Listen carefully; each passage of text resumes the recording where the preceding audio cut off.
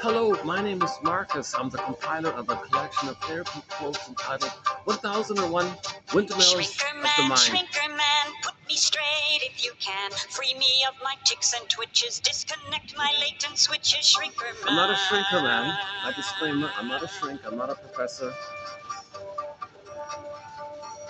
Shrinker man, wise me up if you can. I'll try to Bear my wise you up. problems and excuse me. Sympathize and unconfuse me, shrinker man. I hope these quotes will help simplify and unconfuse anyone during the midlife audit. I'm the compiler I've man. been on one of those complex tours. Complex I want tours. you to make my problems Well, don't yours. make your problems Now mine. give me one of them cut rate cures. Okay, no magic cures. Shrinker man. Shrinker man, set me right if you can. Align me, tune me, normalize me, clean me up and Simonize me, shrinker man. Shrinker man. That's Katie Lee you're hearing in the background. A song called Shrinker Man off her album called Songs of Couch and Consultation. So she went into the therapy process herself and then wrote some fun songs about it, some parody kind of songs about it. So she did 2 albums of parody songs. That's off the first one called Songs of Couch and Consultation. And we have 4 songs from that album of hers on our soundtrack. This one here you just heard, Shrinker Man. Her big hit is called It Must Be Something Psychological. Another one called Properly Loved. And the 4th one is Repressed Hostility Blues.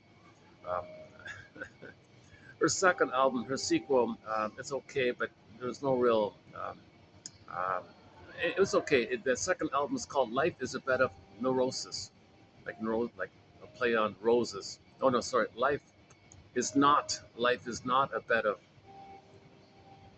Hang on again. Life is a bed of neurosis instead of roses. Life is okay. Let me check it. So again, my disclaimer: I'm not a shrink. I'm not a professor. I'm not a midwife doula. But like she says in the song, um, she has the fantasy. Again, it's only 1 minute long. Shrinker man, put me straight if you can. Free me of my ticks and twitches. Disconnect my latent switches, shrinker man. Free me up of my anxiety, my ticks and twitches, my nervous worries. She's got anxiety. Shrinker man, wise me up if you can. Bear my problems and excuse me. Sympathize and unconfuse me, shrinker man. Clear it up for me, make me understand what's going on here. I'm confused. Simplify it, clarify it for me. I've been on one of these complex tours. I've been on one of those complex tours. I want you to make my problems yours. You take it for me. Now give me one of them cut rate cures. Say abracadabra. No, she's laughing. You'll hear her laugh here. Shrinker man, set me right if you can. Align me, tune me, normalize me, clean me up and Simonize me, shrinker man. Fix me up, shrinker man. So Shrinker it's a joke. Yeah, maybe it's a joke how when you take your car, when somebody takes their car to the mechanic, oh mechanic, please fix my car. She's maybe it's a play on that. Oh shrinker man, I'm broken. Can you fix me? That doesn't work like that, right? That's why the song ends sort of like that. Funny song, eh? Underappreciated song. My goodness, I think it's a great song. Um, she's been on one of those complex tours, so it could be the unconscious guilt complex, mother complex. Um, the complex of repetition compulsion, where you're going to recreate your childhood in the present because you haven't left home. You haven't left the psychological home of your family. Too much pain there, so you recreate it to see if you can get a better outcome, so you can leave it finally. That's like a complex tour. So anything that you're repeating blindly, unknowingly, repetition compulsion, transferring the past to the present is still the past. The present they call, the present is sometimes called the presenting past. So that's what a core theory here, that when the child is traumatized, okay, Paul Liberasso says you got to think of trauma, click, repetition compulsion. They're going to be kind of automatic. They're synonymous, he says. Go to TQ 2119 for more on that point by Paul Liberasso. He offers some of the clearest quotes on this phenomenon called repetition compulsion, made made popularly famous by Mr. Freud way back when, whatever. But Paul Levi Russell really kind of clarified in simple, easy terms in his essays. No book, unfortunately, but he wrote a few essays on it. And the best quotes from those essays are in our collection, beginning in 2119. And that's what you'll find here. You'll find the best quotes from the best authors, analytic authors, psychodynamically minded, psychoanalytically minded. That fancy phrase, that fancy jargon, that fancy term just means that you entertain, like I mentioned yesterday, you entertain the premise, or you consider the premise, or maybe just what if the premise being that yes, the baby remembers deeply, unknowingly, some painful interaction with the mother called attachment trauma, relational trauma, interpersonal trauma, betrayal trauma. Mother didn't meet the baby's needs. He felt betrayed. Baby had a great hope for the mother. It fell. You heard no noise. The wreckage was within. Oh, cunning tail that let no witness him. Baby was betrayed. It's a betrayal trauma. He remembers this. Now, do those memories affect the person later on? If you think, yeah, that makes sense. Okay, that then you're psychoanalytically minded, you're psychodynamically minded, or you're okay. That's all it means. So this perspective means we study the baby's internalization of his first original interpersonal relationship with the world. The breast mother is the world for the baby. So him in the world like that. That's how he understands the world. That's the prototype of the world in him, his relation to the world. And then he's got to manage it somehow with the pain. He might split it up, fragmentation. So that now you got the symbol is the scarecrow can't really know it. It's known, but he can't think it. No brain, can't know it. No brain. So child can't know the trauma. Now with the trauma, he's going to lose his heart for love. He's going to lose his ability to love, his heart and passion for life, um, knowing his uniqueness, which if you were to know, it would be like the bluebird of happiness flying from within. The capacity that the psychic structure needed to love and have mutual love and a fountain of love and generativity and two people growing together, sharing together in a positive feedback loop. The psychic structure for that kind of mutual person to person love is differentiation. If then he has the heart like that to do that kind of love, but the child's traumatized, he didn't get a chance to differentiate. In the beginning, he's one with the mother. He's got to feel safe to differentiate to be able to love. So if he's traumatized so early on, that's like losing the heart, so to speak. Okay, so and they're kind of fragmented. Like so, knowledge of the trauma is one place, loss loss of the feelings is kind of like another place. And there's no even link like that. And then related to that is you feel disembodied. It's a cowardly lion. And so things are really that's a graphic image of trauma. So Dorothy is like part of the system, part of the psyche, the symbol of what's going on innately, inwardly that we're trying to heal. So Dorothy, you see the symbol. Dorothy's trying to line up those three characters, mind, heart, and body. Get it lined up, get it sync, get it linked up like that. Um, so you want your embodiment, then you have your feelings, and you can think normally, and then your thinking comes from your feeling. It's heart-based thinking, and it's your embodied. So you have your beingness, and you have your feelings, and your thinking can express your uniqueness and your beingness, and that's called the maiden king image. When you have your feminine element, the feminine principle, the beingness quality, then you have your golden ball, you have your feelings, then it's heart-informed thoughts. So your thinking and doing is heart-based. That means you're ethical, moral, virtuous. That's the natural state of affairs. You have the midnight, the midnight blue. Oh yeah, midnight blue calls the beingness. Another one is I got to get used to this new phone here. I'm using a brand new budget phone, one of these old clunker. The problem is I got to get used to how to hold this because um, I accidentally block the microphone. The audio doesn't come through. So I got to remember to hold it like this. If I do it like this, it should be okay, right? Hopefully the audio will be better this third time around. So let's it's a work in progress.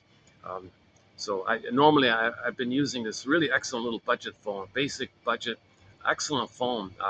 We did over 1,000 videos with this little pocket phone, a minimalist kind of phone, really simple. 3 continents, 1,000 plus videos. There's been dust and sand and drizzle, water. It held up. It's really a basic, good little phone. They unfortunately they don't make them anymore. This is an amazing phone. Honor Honor 8S. It fits in your pocket. It's light, very light as a feather. It's small, light. It works, kind of thing. I just use it like to watch, the Twilight Zone on YouTube, okay, and I make the films, okay. Um, so that's about it, right? Yeah, that's about send an email or something, but I don't really use it for much else. So for those limited purposes, this was perfect. This was a great phone. It's kind of come to its conclusion, so I had to get this budget clunker. It's it's the phone I'm holding now is taller, significantly taller, much wider, much thicker as well, and it's about 3 times heavier than this. Can you believe it? But it was a bargain price, so I thought I'd give it a try. So I got to figure out this new system here. Um, Unfortunately, the way they position the microphone on this phone, it's such that however I hold it, um, chances are I gotta try to hold it without blocking it. My goodness. Yeah, sorry, I still gotta use this kind of thing. Jesus. Look at this. Like that. I gotta do like a wraparound kind of thing to make sure I don't block the microphone. Um, Shrinker man. So you can tell I have not been analyzed. I have not been to a shrink. I wish I went to a shrinker man. I wish I went to a shrinker man. Now he doesn't give you magical cures like that. He helps you to build the ego. He helps you to be a detective. He helps you to be a fisher person. Okay? He helps you and guides you to bring up material from your unconscious and assimilate it. Okay, so the symbol for the unconscious, the ocean or the forest, the jungle, dark, scary, unknown places. So the witch's garden, under the soil like that. Any kind of unknown, dark kind of thing. So the ocean's a common one. So you want to bring up the fish, contents under, unconscious, unknown. It's something that belongs to you. Bring up the fish. Okay, and then you eat the fish. That means you reassimilate, reaccept, own what you lost. You had it, you lost it, want to get it back. So that's one metaphor for the psychoanalysis, to be a fisher person, a metaphorical, symbolic fisher person. Okay, so the contents in the ocean are like fish and dolphins, whatever. Well, not dolphins, fish and um, let's just say fish, right? What else do we pull up from the ocean, right? Fish, or maybe there's some old gold coins. Usually it's just a fish, whatever it is, just some kind of basic fish. So you bring up a fish, um, and it hops onto your boat and you eat the fish, kind of thing. So in the water, it was unconscious. It means something about something, some aspect of you that you don't know. It's like dark, unknown, unconscious, down in the water. So if you bring it up to the air of consciousness, to light air of consciousness, that's what it is. That's something about me I didn't know before. Now I know it. Oh, I want to accept that and I eat the fish. That's just one of many metaphors about this journey. And so the shrinker man wants to teach you how to fish. Um, so he'll help you to realize something about yourself and make it conscious for you. And you learn that skill of his where you make inferences, you free associate, try to make links like that. And notice how you're repeating something symbolically to know what happened in the past. Okay, we repeat to find memory. If we get memory, we stop repeating. So when you're repeating, you got to make the inference. That's the communication from your unconscious to conscious of what happened in the past. So he helps you to think in those kind of terms. And then if you get cognitive ahas and then emotional knowings, um, that's what you want, the emotional knowing, shrinker man. So it's not taking your car to the mechanic to fix and you blindly sit in the waiting room drinking bad coffee or something. And then the guy calls you, sends you a ridiculous bill. Here's your car. It doesn't work like that, right? It's totally the opposite. Um, So the analyst is trying to teach you how to self-analyze, and that's when the therapy ends. When you say, "Oh, thank you, you taught me how to make the unconscious conscious. I picked up this skill from you. You taught me how to be a detective, psychological detective, emotional detective, existential detective, fisherman. You taught me this skill.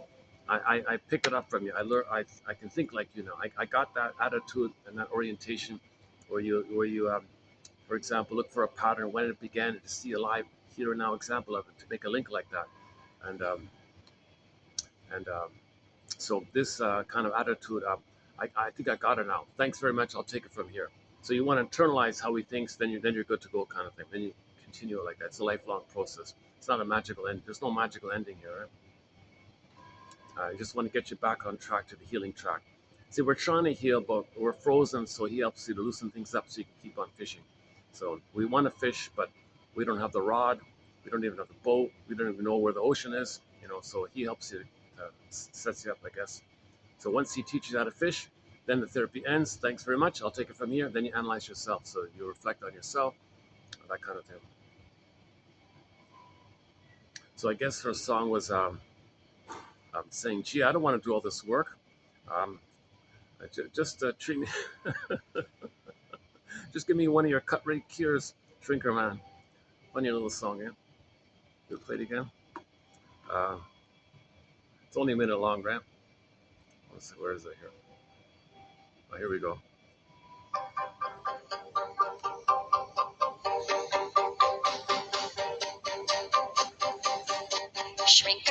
Shrinker man, put me straight if you can. Free me of my tics and twitches, disconnect my latent switches, Shrinker man.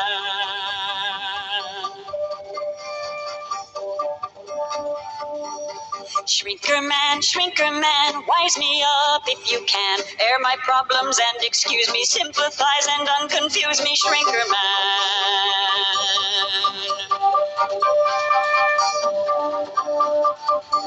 I've been on one of those complex tours. I want you to make my problems yours. Now give me one of them cut rate cures, Shrinker man. Shrinker man, set me right if you can. Align me, tune me, normalize me, clean me up and Simonize me, Shrinker man. Shrinker man. Oh, did she say tune me or something? That'd be a reference to the car. I tune up the car kind of thing, if I heard that right.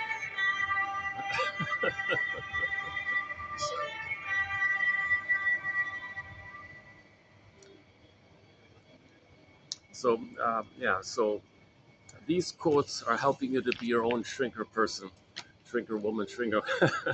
So we have to shrink ourselves, we have to analyze ourselves, kind of thing. That's the gift, that's embedded in nature, that we can be conscious of our trauma.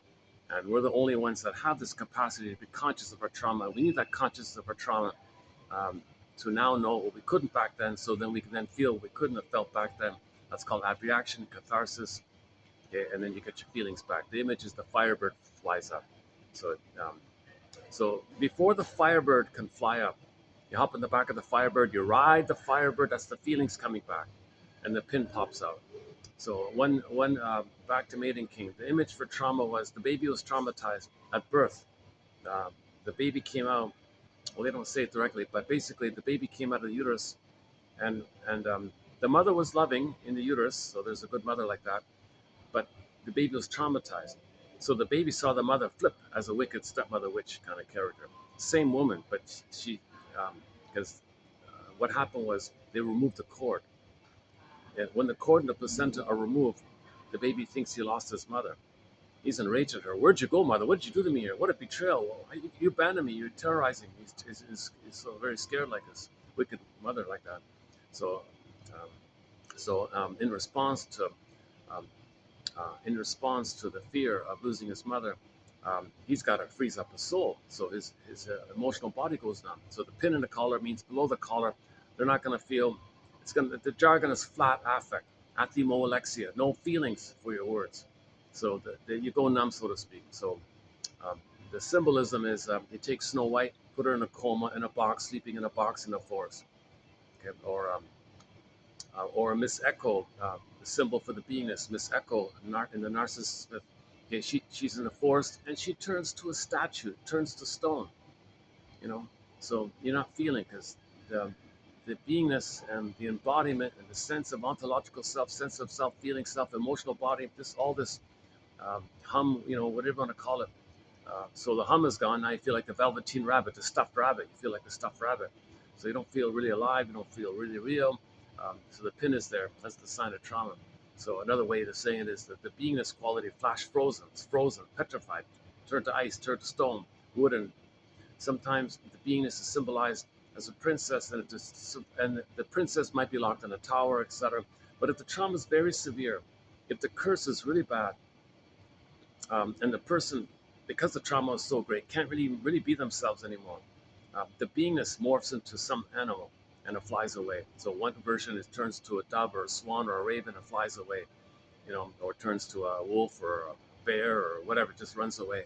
So if the beingness morphs into an animal, yeah, that's code for we can we're going to be kind of rigid in a survival mentality focus, or we're not going to have our full beingness available to us and experience the full range of the quote unquote more human side of being human, because you need your beingness to experience the normal quote unquote more human side of being human. You're still human, of course, but to say that you're very limited in your expression of your natural state of having been loved, that's missing. So it's very funny how they do that. So Von Franz, Marie Louise Von Franz explains it. So look up the past uh, week or so. Look for the quotes by Von Franz, Marie Louise Von Franz, about the curse idea. She explains it a little better there.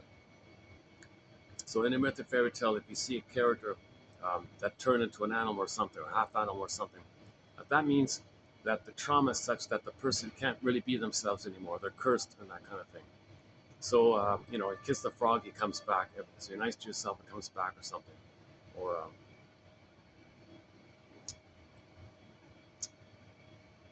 so in the healing journey, in the Maiden King healing journey, um, we had to resolve oppositional thinking. Okay, so if you can think in a way that's beyond adversarial thinking, oppositional thinking, either or thinking, jungle slogan thinking, my greedy, your greed thinking, this kind of me or you thinking, if you can um, that's a sign of trauma like that. So Baba Yaga wants to say, you want your feelings back? You want the swan to come back to the princess? You want to be embodied again? Well, you got to show me, Ivan, and the protagonist, meaning your ego. They call that Ivan. Your mind, your consciousness, called Ivan. Come on, conscious you. Can you resolve oppositional thinking either or? Oh, I'm blocking the thing again. Oh, Jesus. You didn't hear me just now, did you, right? It's too easy to block the microphone. My God, I've had this yesterday.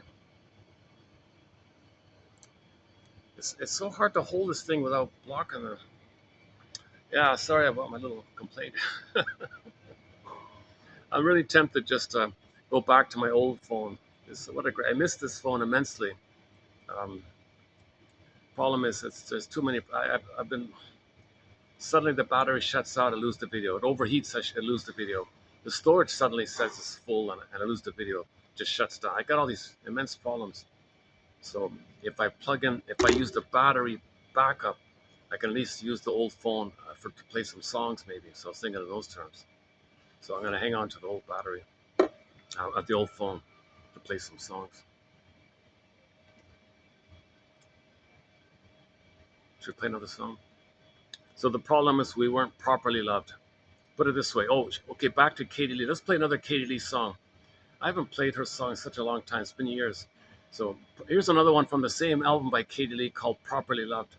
So the issue is the baby wasn't properly loved. Okay, didn't get his needs met. He wasn't properly loved. So that's attachment trauma, relational trauma, interpersonal trauma. Pin goes on the collar, beingness flies away, echo turns to a stone. Miss Corn, the Greek myth, gets pulled down. Snow White in a coffin, Rapunzel on the tower, Iron John, the golden ball in a cage, um, and so on. So, the one about Miss Cord getting pulled down into the underworld. You see an Inside Out 2 film. Oh, yeah, Joy and sadness get zooped away. That's the golden ball part. The golden ball goes down the wall. The primary feelings of joy and sadness related to your beingness goes away. So you don't have the basic feelings related to your beingness. You go back to the amygdala area. That's the sensation of shame and shame, disgust, or fear, anger, the stress response. You got the sensations of the survival part of the brain. So in the Inside Out One film, you saw the two kind of groupings or sets of basic feelings. The primary ones for our beingness, joy and sadness. That's what we want to have. We want joy at the console. Joy is the main animating emotions for our beingness, the serene, inexhaustible fullness of being. So joy runs the console. Now sadness is okay. Sadness is a natural response when there's a loss, and you need sadness there to admit a loss. All the joy for which you praise 100 tears away. So you have the capacity to admit a loss because you say, I experienced the loss. There needs to be an I there, like an authentic I there. If that authentic I isn't there, like who lost? I lost. That was a loss for me. If there's no I that can say that and admit there was a loss, then you can't mourn. So that's pain. You see, you need your being. It's a relief to feel your honest feelings. It's a relief. It's always a relief to feel your true feelings.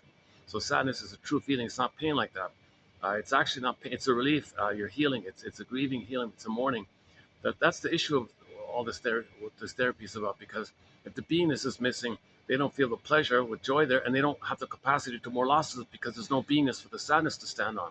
So there's no beingness. There's no sadness.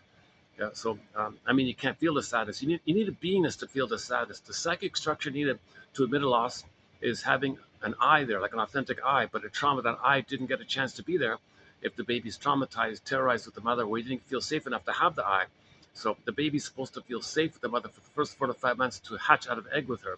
So at 4 to 5 months, the sense of I um, can establish, and then he's got the psychic structure as long as it's there up until post age 4. Um, then he can more losses like that.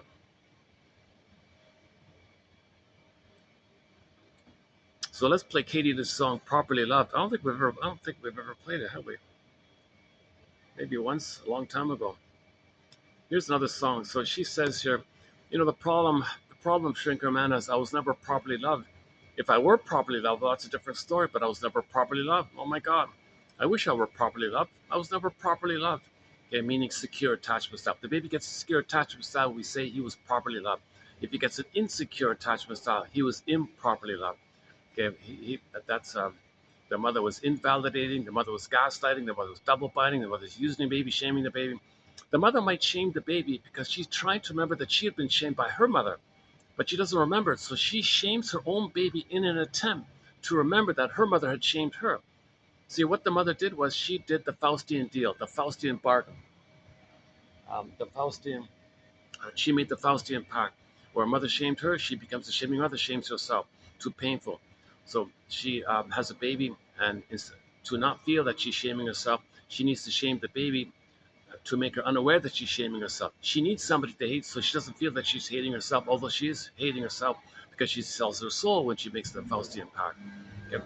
So the mother, so the original setup was the mother cried for love. Her mother said no, too much pain. So if it's really too much pain, there's a thing called identification with the aggressor, commonly known as Faustian deal, Faustian pact, Faustian bargain. Baby says, "Oh my God, I can't just be passive. Let my mother shame me, exploit me, use me, blame me, and want me to serve her and take care of her and please her. I can't do these things. She's got to meet my needs. She wants me to meet her needs. I feel rejected, devalued. I feel that I feel pain. Am I being punished? She wants me to save her. I can't save her. I'll try to save her. I'm guilty." He feels too much pain with this constant misattunement, malattunement, emotional abuse, spiritual abuse, psychological abuse. He can't take it anymore. So the baby says, I don't know what to do here. It's too much painful to be myself. Wait a minute. Why don't I just be her shaming me? At least if I'm her shaming me, I can feel some split off fake pseudo pride that I'm the one shaming me instead of just being the victim, my mother shaming me. I'll shame myself. So you pay a huge price. You sell your soul to have that fake fiery victory that you're going to be the one that shames you. What a perverse, this is called perverse thinking, perverse thought, perverse logic. But the child is in a desperate state. That's why I deal with the devil, right? So then if that's the case, if the mother had to make that crossover deal, she doesn't develop anymore. She never got enough to be herself. She doesn't have the psychic structure to love. She can't mourn like that. So she'll always be in survival. She'll be filled with greed and envy and spite and vindictive and schadenfreude, grievance collecting, and always with the attitude of survival. So she can lie, my greed or your greed. She's not going to be in the feeling place. She won't feel a body like that.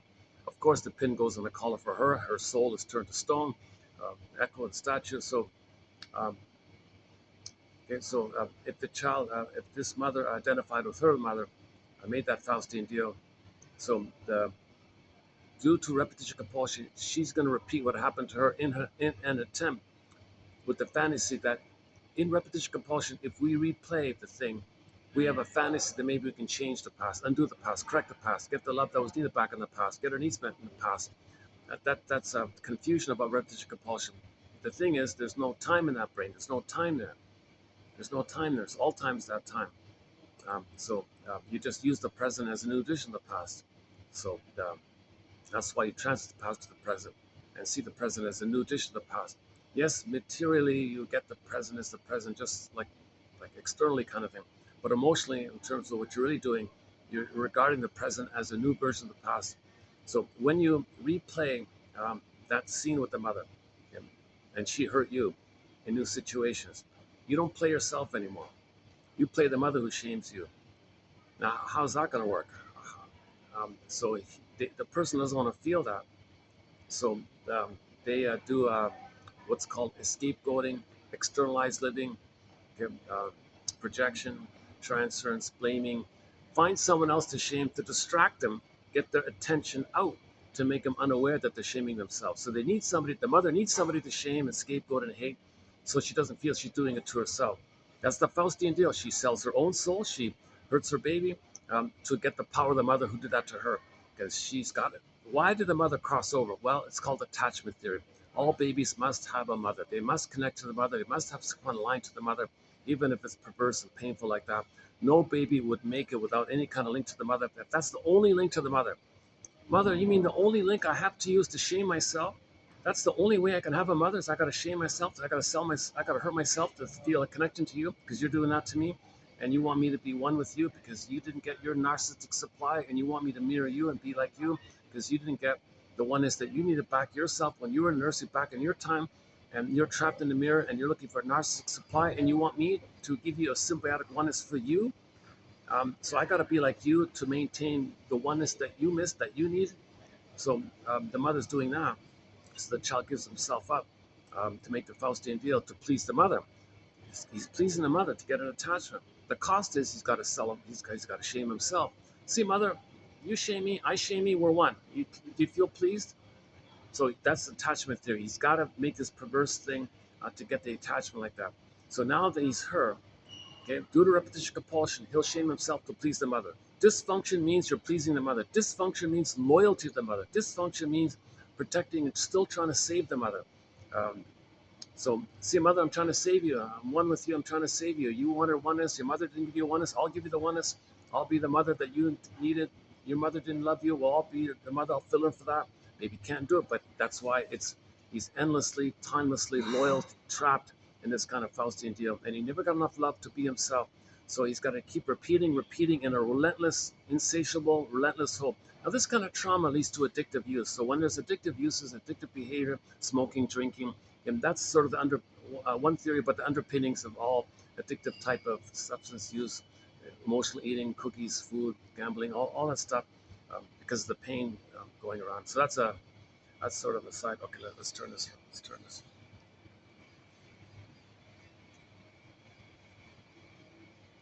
Yeah, if I do it like this, it works. Okay. Okay, if I hold it like this, okay, maybe if I do it like this, it works. Sorry about the last two videos. They weren't too bad really. Actually, they weren't too bad. There's a 4 hour one and a 2 hour one. The 4 hour one I thought was pretty good, but the audio is all muffled. I tried it again yesterday, same play, just third day in a row here. Um, the same thing with the muffling. So I'm really trying one last time. If this still muffles, if this is still muffled in this video, I got to give up this phone. There's a defect with the phone. I got to return it or something. So let's see how this one goes. I mean, it's still audible, but you got to strain to hear it, kind of thing. That's too bad about that. So I finally made the right adjustment here. Geez, what a now I know why this was bargain bin sell off kind of phone kind of thing. He was so happy to say, "Oh, you want it? You want to buy it? Sure, take it." It was. I'm telling you, this older phone with 6, 7, 8 years is better than this newer one, I guess. I really miss this phone. My God, what a great little phone. Um, bring this back. Bring this phone back. So look at the cam. Just one camera. That's the flashlight underneath. Just simple, basic phone. This worked really well. Very strong. You can drop it 100 times. It's okay. Um, it fits in your pocket. Light as a feather. Jesus, that's too bad about this. And now I got this heavy clunker. I got to get used to this.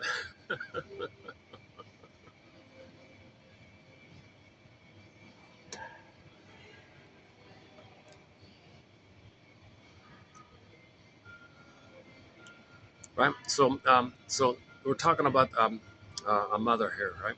And when she was a baby, she had to make the Faustian deal. So that's a trauma for her. When there's trauma, we repeat. So she's going to go through life with one of the stinger personality patterns, okay, i.e., she needs someone to stand in for her, whom she's going to shame and hate, so she doesn't feel that she's shaming and hating herself. Okay? So when this woman grows up and has a baby, okay, she's going to replay what happened to her. Okay, so repetition compulsion. But this time, okay, Faustian deal. She's going to be the shaming mother. She's going to shame her soul. So she feels important like that. She's got the omnipotent power of the mother, the devil's power, right? She's going to be like that. We're not calling the mother the devil. We're calling the baby creates an image according to the relationship with the mother, and he ends up with an image like that that mainly represents his rage and greed with the mother, and he ends up with that image. So we're not calling the mother that. The baby creates an image to hold and absorb his projected feelings. It's kind of basically a symbol of how he felt and his unmet needs. So rage and oral greed, basically. So babies who are traumatized end up with some kind of monster image in their mind. It could be the Boar Queen. It could be the Cyclops. It could be an alien. It could be the guy with the horns. It can be any kind of like so the witch one Emi kind of image. Any kind of angry entity like a witch, Hansel and Gretel, etc. This motif can be presented in thousands of ways. Okay, that's just code for how the baby felt. The baby felt enraged, so the witch is enraged. The baby was in the oral phase, so the witch image is in the oral phase, wants to gobble out because the baby wanted to absorb it, not just the milk, but the experience. So, but he thinks that's his mother now. Isn't that funny, right? So that's the adaptation he makes to try to survive with the mother. He's trying to fool himself that he's not enraged because his amygdala would flood him with cortisol. So he wants to trick his own brain to not send him too much cortisol, which would hurt him physically. So he's got to do this psychological trick um, to make himself feel safe, because then he puts the monster image in a separate psychic bin. Said, "That's not my mother. That's not my mother." Makes up, hallucinates a goddess. There's my mother. So he tricks himself to feel safe to take in the powder stuff. So he fools his own amygdala to stop sending him cortisol like that. So that's the famous splitting mechanism. The mother's not two entities, but the baby can't handle the confusion with the mother. So she sees her as a monster. That's not my mother. Make up a god. There's my mother. That's the famous splitting mechanism. So baby does these mechanisms to deal with the frustration of the mother. He's a genius to figure out these little tricks called defense mechanisms, psychic defenses, operations of the mind, maneuvers of the mind, mechanisms of the mind known as mental mechanisms or psychic defenses. Again, defense means because the baby's protecting himself. Mother's thinks the mother's attacking him, so he's in defensive mode kind of thing. So defense mechanisms. So he's got to lie to himself. He's got to sacrifice like that. He's got to shame himself, make the deal, split, won't develop, won't be himself, give up his development, give up his beingness, let his soul be frozen. He lives a pitiful life like that, but he's got to survive. First thing baby's got to do is survive, right? So a baby's trying to survive. A huge cost, of course. And the problem is if the mother doesn't improve within the first few years, he's stuck with that curse kind of thing. And he metaphorically doesn't feel his full humanity. So we may say that his psychology morphs into an animal and flies, So I'm hesitant to use this symbolism in the fairy tales like that. But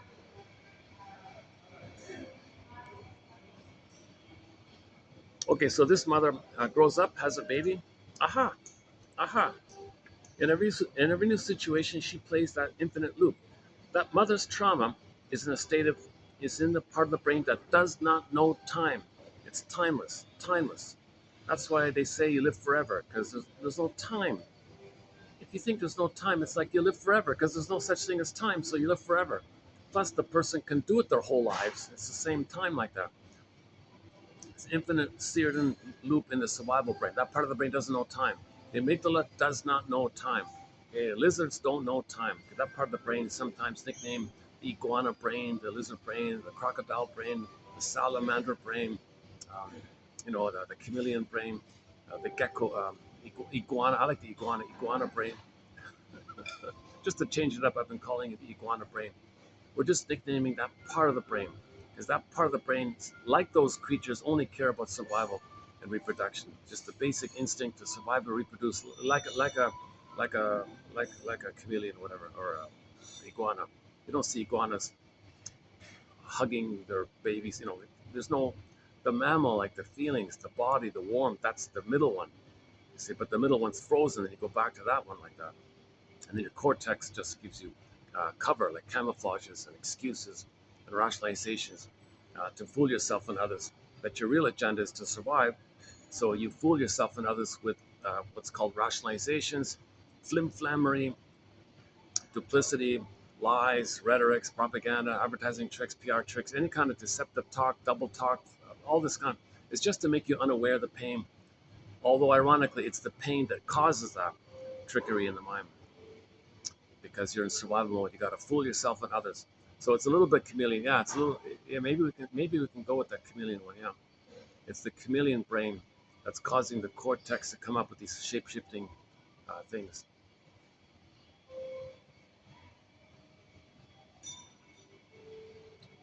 Oh, another lucky day here. Yeah, yesterday was quiet. Today it's also quiet. Yeah, I got luck. Funny about this place, it could be jam-packed with tour groups. Suddenly it's quiet. Like there's just one guy beside me.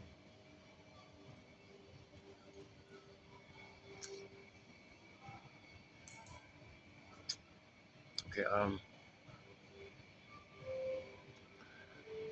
Okay. So the mother. Okay. So yesterday I mentioned Edmund Berger's theory about the records. Let's quickly do it here. The mother's going to be neurotic, to say the least. Okay, she's neurotic. She's kind of actually psychotic, but she appears normal, but she's actually psychotic. Okay, believe it or not, she's psychotic. They call it secret psychotic, cloaked over with the ability to appear reasonable. Not only does she appear reasonable with the cloak, with the camouflage, she can actually fool others to say she's wonderful, that she's a wonderful mother. While she's hurting a baby, she manages to believe and fool others that she's a wonderful mother. And society has a stamped in slogan, oh, mothers know best. So she gets away with it. Fathers don't know what's going on. She's got all this power, all this pain. She does what she wants and says, well, oh, you can't spoil the kid. She'll make up some excuse. Sounds reasonable. Yeah, don't spoil the kid. No, that's nonsense. Babies need to feel safe with them. No, no, you're spoiling it. Okay, like, see, you're using something to hide your pain and anger that you want to shame your baby so you don't feel that you're shaming yourself. Why are you shaming the baby? Oh, yes. So she'll lie like that to fool herself and others. And she's got a whole list of lies like that. And she's clinging to those lies. Like she's got to believe those lies. The pain makes her believe those lies because if she were to question or confront those lies, it would bring up the real issue. And she doesn't have enough safety and support to know the truth like that. Need to know. Twilight Zone episode called Need to Know. She'd go nuts if she were to know the truth. So she's also trying to protect herself by believing the lies, and she's in survival mode. Okay, so every neurotic is a music enthusiast, but they only have one record, so the 45 record. So imagine the old vinyl, those old 45 vinyl disc records, right? There's only one song on there. Let's just say side B is the same song as side A, or there are no grooves on side B. Just the point is, those 45s have one song. Okay, so this neurosis is the petrification of inner conflict that's repressed. So she's neurotic because in the present, she's going to see it as the past. She's not enjoying the present. She's going to apply the scene of the past, recreate the past, the way she coped in the past, and just recreate the whole thing in the present because she's still in the past. That's neurotic. It's neurosis, and it makes the person neurotic because you don't enjoy the present. You're missing out on life like this. Still in this battle, this timeless battle with your mother and this monster image you made in your mind. That's neurosis. Okay, so it makes the person quote unquote neurotic.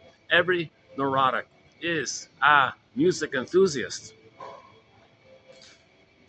but he or she only has one song. This 45. They carry this 45 with them everywhere they go. Every time they see a turntable, a phonograph player, a record player, a Victrola player, those machines that allows you to play the plastic disc. Every time she sees a record player with never-ending fiery ardor, Edmund Berger says, that's his metaphor, Edmund Berger, one of our mentors, with never-ending fiery ardor, she runs, she charges to the turntable and puts that 45 on the turntable, plugs it in, puts the thing on, picks up the needle, gently puts the needle on at the beginning of the 45. You hear the scratches and the crackles, kind of like this. You hear the scratches and the crackles, uh, a little bit like the beginning of this uh, song. Yeah, you hear the scratches and the crackles. Oh, again. Did you hear it? Again.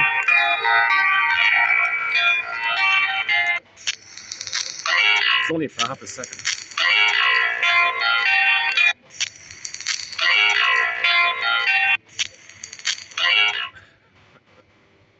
Okay, so she puts the needle on the 45. You hear those little scratches, and she plays that 145. The metaphor means in the new situation, she's gonna reenact and restage like a theater thing. Yeah, it's like a drama thing, a symbolic, ghost-like mirage, ghost-like repetition of the past. So in the present, she's gonna recreate the past because she still wants to see the present as the past in the timeless repetition compulsion of she cried for love, mother said no. So new situation, she cried for love, mother said no. How do you recreate that? If the mother made the Faustian deal, she doesn't play herself. She plays the shaming mother who shames herself. So in the new situation, she shames herself. There's too much pain. Okay, so enter proxy. Okay, her baby. Baby, I'm sorry, I don't have a beingness to love you. I'm impaired. I don't have a sense of self to love you. I can't even see the present properly. I'm in too much pain from my past. The pain makes me want to repeat to get out of the pain. I can't love and relax in the present. I'm too frightened and terrorized with my mother in the past. I got unresolved issue with my mother. I got unfinished business with my mother. And here on the scene, and you want me to love you? Oh, forget it, baby. You're out of luck. Um, so what's going to happen, baby, is I'm going to use you. Mother, please don't do that. I'm your baby who needs your love. I'm not in a place to love you. Sorry, baby. I never got love. I don't know what that means. I never got love to have an identity. I don't have an identity to love. When someone loves, there's a someone there. I don't have that someone there. I've got this fake stuff, but there's no. There needs to be an authentic someone. I don't have the authentic someone, so I can't love you, baby. I don't have the psychic structure or the capacity to love you. So I just got to replay the past. Mother, please. Um, so what are you gonna do to me, mother? Oh, baby, sorry. You see, I made the Faustian deal, and I need someone to shame the way my mother shamed me. And I don't want to feel it. So I'm going to cast you into the role of me in my nursery time. I'm going to see you in the evocation of a proxy, my fantasy. You're going to play the role of me. So so baby proxy means when someone plays a role for you, feels for you, does something for you, has your identity of yours like that. So you're going to be me. I'm going to replay. I got the 45. Remember the needle, the scratches? I'm going to play the record. The record says, I cry for love, mother said no. So you play me crying for love. I'm the mother who says no to me. You're me, I say no to you. That's part A. Baby, the truth is, I am angry at my mother for doing this to me. So after as I'm shaming you, you're playing me and I'm shaming you. At the same time, on another level, says James Gostein, hocus pocus, auto hypnosis, double focus. At the same time, I'm shaming you. Same time, because no time. At the same time, I'm shaming you. I think at the same time, while I'm shaming you, I'm the aggressive mother. You're my innocent me. I'm shaming you the way my mother shamed me. As I'm shaming you, I think you're my mother hurting me. I'm angry at you. So I shame you, then I hate you. So, baby, there's a famous slogan from long ago. Very traumatized people hate the ones they hurt. They hurt people, then they hate them. That's what happened to me. I was okay, so I'm gonna shame you, and I'm gonna hate you. I'm gonna hurt you, and I'm gonna hate you. Mother, that's just awful, mother. Why? Well, it doesn't seem to mind. The guy right beside me doesn't seem to mind. Okay, maybe he's curious. What's he talking about? Properly loved, shrinker man. Oh, he's approaching the midlife phase, so um, maybe his unconscious says, "This information, I might need this. Let's eavesdrop a little bit."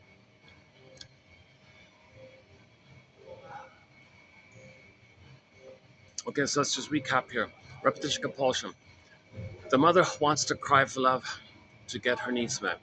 She can't do it directly herself anymore because she made the Faustian bargain. She's going to be the mother who says no to herself. So she uses her baby to do her crying for her and then shames the baby. And the baby might say, "Mother, how are you going to change your past if I'm you crying for love and then you hurt me? How do you get love from your past if you're the one who hurts you and I'm you and you hurt me? How do you get love like this? It doesn't make sense." Yeah, sorry, baby. I know it's perverse thought, it's disturbed thought, it's psychotic thought. I'm in this compulsion to replay the thing. So I just got to keep replaying it. Now, maybe what's going on, baby, is maybe what's going on is I need to know that my mother shamed me, and I don't remember that my mother shamed me. So when I shame you, maybe it's for me to hopefully get to the place where I can then think to myself and make the inference that my mother shamed me. Because I might say to myself, hey, why am I shaming my baby? What's going on here? Where did I learn this? Who taught me this? Why am I doing this? Somebody must have taught me this. Why am I doing this? Am I doing this for me to know and get the story that that's what happened to me and I became her and I'm trying to know this so I can stop repeating? So until that time, baby, I'm going to shame you and keep shaming you. But if I remember and if I can make the inference, then I can stop shaming you. See, baby might say, well, mother, why don't you just know it before you do that? That's a good idea, baby. See, baby, the problem is I was never properly loved. I was never properly loved. And I can't love you, and you will be improperly loved as well. That's the curse here. Neither of us were properly loved. That's called the transmission of intergenerational trauma. So, baby, I'm gonna play. I'm gonna play. Okay, let's play the song. Finally, "Properly Loved" by Katie Lee. This is like a full-length song, like a 3 minute or 4 minute song or something like that. I may have grown a trifle hard. I may have grown a trifle hard. Here we go. A bit unkind and callous. Whoa. But I don't Unkind. psychiatry. I understand what's wrong with me. How am I gonna do this? Okay, let's try again. Sorry, I can't really get the view here. I have never been properly loved. Here we go. I may have grown a trifle hard, a bit unkind and callous. Okay, again. Here we go. But I may have grown a trifle hard, a bit unkind and calloused. But I don't need psychiatry. I understand what's wrong with me.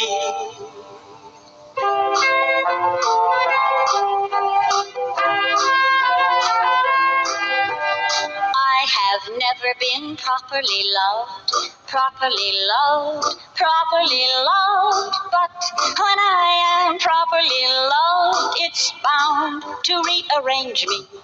I'm only waiting till I feel those sentiments I know will damn, oh well, change me.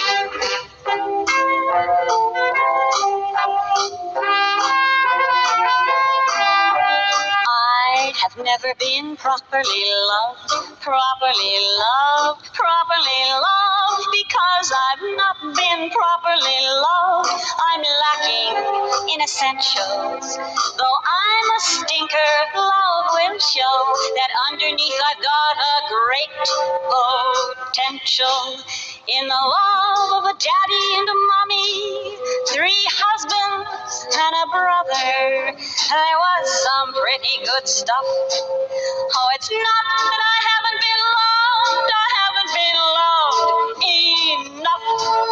No, I have never been properly loved, properly loved, properly loved. One day I'll be properly loved, though it's mighty hard to suit me. I'll be a woman warm and kind, a living doll if love will just transmute me.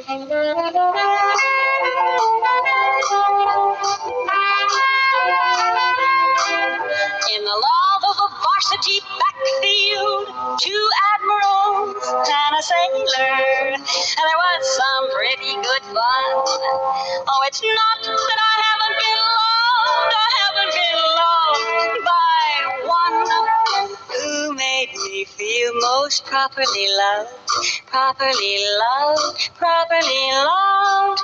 But when I am properly loved, I'll be transformed and suddenly something fine will shine from me.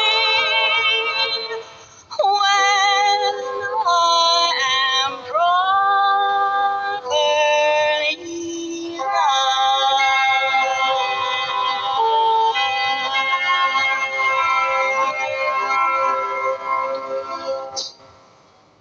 So she has this unconscious hope, the unconscious hope for the fulfillment of old unfulfilled needs. So she's still holding on to some kind of hope. But the problem is, no person past that critical time can um, give her the proper love that she needed back then in the nursery. So what she needs to do is admit that she wasn't properly loved and say to herself that her mother didn't properly love her.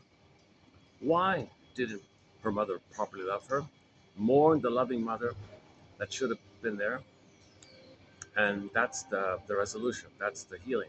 It's all about mourning. It's all about mourning because when you're mourning, there's got to be a beingness to mourn. So if you're mourning, the beingness will come in so that you're mourning to line up with your mourning. So, so, so to get to do the both, to get your beingness in the morning, you got to resolve oppositional thinking. You got to practice discerning real feelings versus sham feelings. Yeah, you got to, you know, be practical about this unreal hope that, like she says, oh, one day I'll get that kind of love. Um, so, so like one day if I repeat, um, like if the mother thinks, baby, if I shame you enough times, maybe my mother will love me in the past. This is an unreal kind of thing. You got to face the false beliefs that you made about yourself, that you were guilty and defective, that you couldn't save the mother. You got to update that. No, no baby's guilty or wrong or did anything wrong.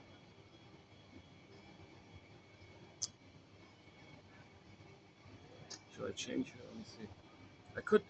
There's plenty of seats around here. Maybe I can. A little awkward with the guy just right beside me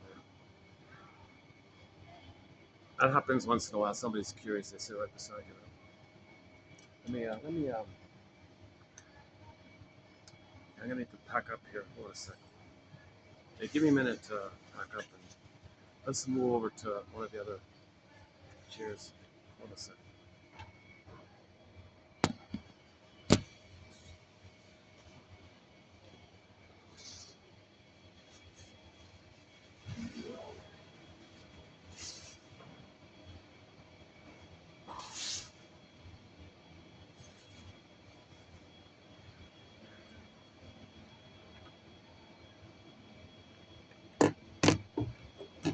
Keep this plugged in.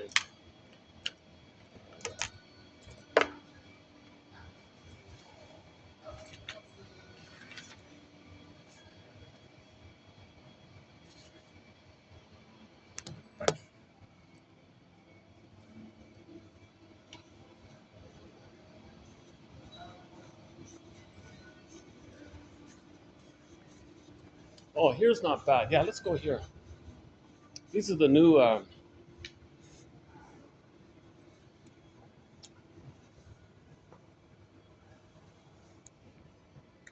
It's a little darker here, but it's a little away from the people.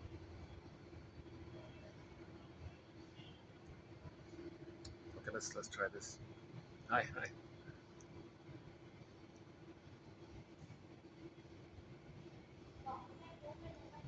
Um, okay, and make the unconscious conscious, free association, dream interpretation, and a few other tasks. Okay, the constructs and updating the imprint of your couple by doing the three-chair exercise discussed yesterday and the days before, and a few other tasks. Okay? Um, rather than just waiting, like she says in the song, oh, one day I'll be properly loved, and then baby, I'll love you when I'm properly loved. Baby can't wait for that, and the mother can wait forever for that, because whatever kindness she gets from people later on, it's not going to translate to the kind of love she did in the time in the nursery with the mother. It doesn't work, right? Those imprints are set in, they're seared in, they're imprinted in. There's even a name for the chemicals that kind of seal it in like that. And there's endless examples of how people are going to be greedy and they get so much, it doesn't translate to the love that was needed back then. Endless examples of this, right? One quick one was the professor guy. He said as a child, his parents never listened to him, never heard him. He never felt heard by his parents. So he ended up becoming a professor for 50 years, gave all these lectures, and the students were, carefully listening to his lectures, carefully making notes, year after year, decade after decade, these massive lecture halls with hundreds of students in each time. Finally, when he retired, he said to his friend or something, "I don't know what it is. I don't know what it is. I've never been hurt in my life. I never felt hurt in my life." Friend said, "Are you kidding me? You have tens of thousands of people listening to you every day, all the time. They're all carefully listening to you. They're not mocking you or making fun of you. They're not throwing paper airplanes at you. They're actually listening to you. I've seen them. They're very attentive and they're making notes.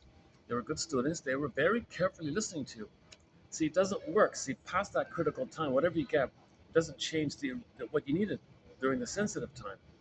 So that everybody quotes Marilyn Monroe. She missed the early critical, needed love early on, but later on, millions of men sent her flowers and chocolates and admiration, all that. Um, it doesn't sink in. No matter how much love and appreciation you get after that time, it doesn't change the original imprint that early on like that. And a famous singer said the same thing. She said, a well-known popular singer said, she goes on tour almost every night or 5 nights a week, whatever. She gets 100,000, up to 100,000 fans screaming her name, chanting, screaming, "Oh, she's amazing! She's amazing!" And she got this whole admiration by 100,000 people on the stage. She's alone on the stage, 1,000 people screaming like this, and she says, "I've never been lonelier in my life. I've never felt lonelier in my life." See, that doesn't click in. See, no matter what you get, okay, greed, money, material doesn't translate to being loved. How many pints of ice cream do you eat all your life? It doesn't translate to mother sweetness back in the past. How many bottles of wine or whiskey or spirits? Okay, it doesn't translate to the missing maternal spirit or the spirit of the stimulating fluid back then. That doesn't translate like that. So nothing in the present symbolic of mother, material, sweets, spirits, matter, things, material. It doesn't translate to the mother's sweetness, mother's spirit, mother's material presence like that, motherly presence like that. So in that song, she's saying, yeah. So the baby should say to the mother, "Stop! Don't do that. Don't just wait to be properly loved. Um, Forget about that. You weren't loved. You're not going to get it. You're never going to get it. Mourn it, admit it, and then get your feelings about it. Then you'll love me. Please do that instead. Don't wait because I suffer if you're waiting."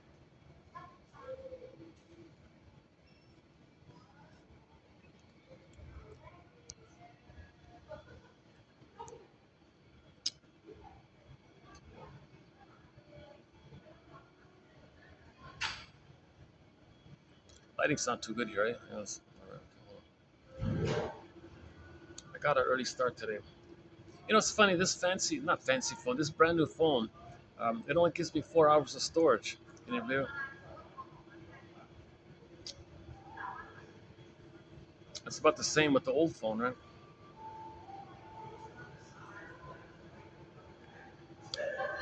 You get what you pay for, right? It was the cheapest phone they had. Like, I really wanted to buy a new Honor. Like, I love the Honor brand. They have the new Honor. It's the Magic V3. It's the folding one.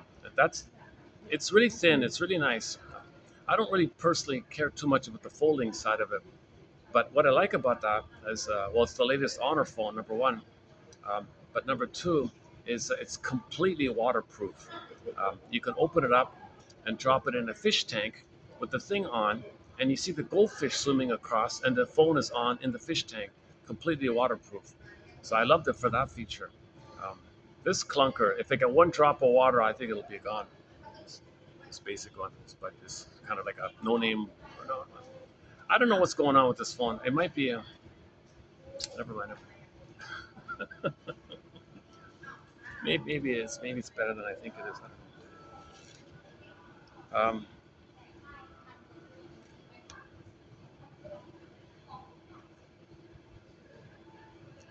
okay, let's. Why don't we do the third? I have three KDD songs in my phone here. Why don't we play the third one? Hold on a sec.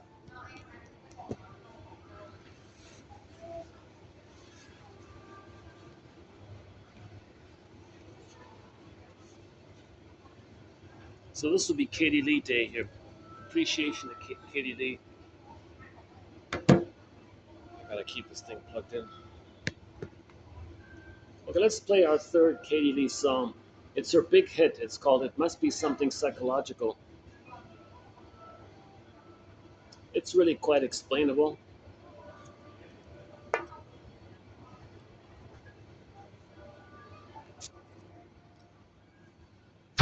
Okay, so here's another song by Katie Lee.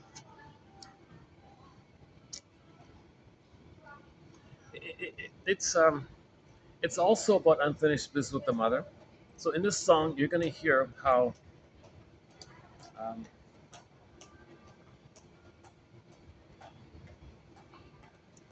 um, so the theory is, if the first child is a daughter, okay, she will kind of model her personality like the father, and then when she grows up, she'll choose a partner, a man with the same personality of the woman that her father chose. So it ends up being that when the girl grows up, she marries a man with the same personality like the mother. Okay, so it's very common that women say, "I married my mother," kind of thing. And now that'll be the case if it's the first one.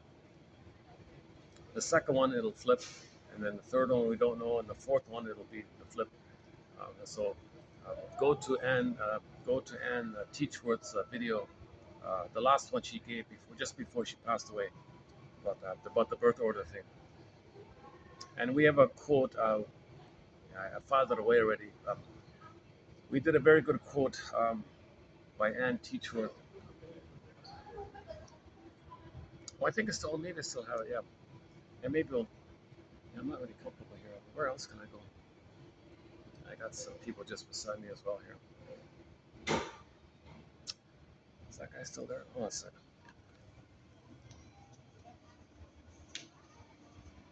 Still there. Oh, my spot's taken.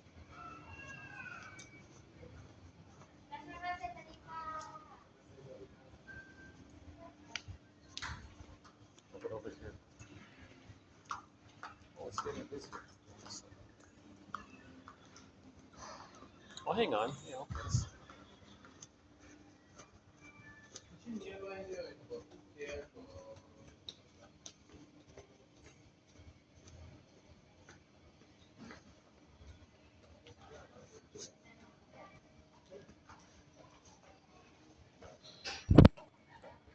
Let's do the song here then.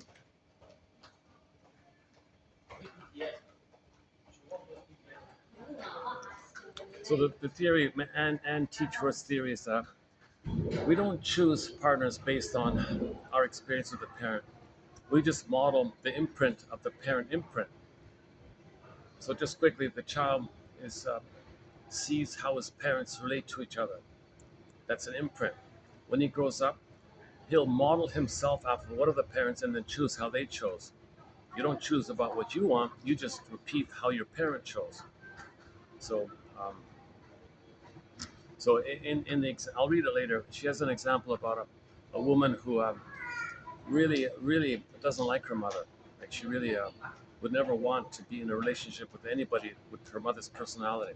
So she consciously said, "No way, no way. I'm not going to marry any kind of man who is like my mother. No way." She consciously, firmly had that conscious wish like that. Okay? Now, since she identified with the father, the theory is she's going to choose uh, a man. Well, hi.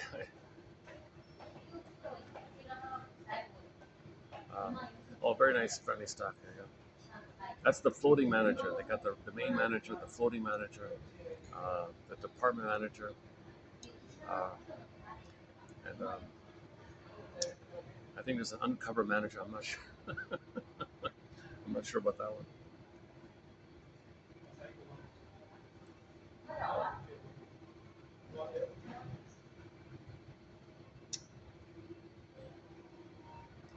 I'll read the Anne Teachworth quotes a little bit later on when I settle in somewhere. I don't feel too relaxed here for some strange reason. Maybe it's these. Okay, never mind. So let's back up a sec. So she gave the example of a woman who left home to get away from her mother. She was really fed up with her um, possessive, helicopter mother, demanding mother, guilt tripping mother, possessing mother. She was stalking her, following her, wanting to know every little thing about her. She hated this kind of thing. She had to escape, take off. I don't want to. be with anybody like this, so possessive and clinging and demanding and like this. So she consciously, firmly said, "I'm never gonna marry um, a man like my mother. No way, no way." Okay. Now, unbeknownst to her, when she was a child, she modeled herself after the father. She takes after the fathers in terms of identity, personality, identity. So she admires the father. The father is the role model, so to speak. So the theory is, and Teach For's theory is that when she grows up, her unconscious is going to choose for her. Her unconscious is going to choose how the father chose. The father chose a demanding woman. She unknowingly will only be attracted, will only feel chemistry, or only feel excitement if the man has a personality like her mother, which she consciously doesn't want. So then later, she realizes, what the hell? I married my mother. I can't believe it. I tried to avoid this, and here he is. She did it again and again and again. It's not logical. It's psychological. It's really quite explainable. So let's quick. Oh, okay. Let me take that up quick. Hold on a second. We got a handy here. It was 23, wasn't it?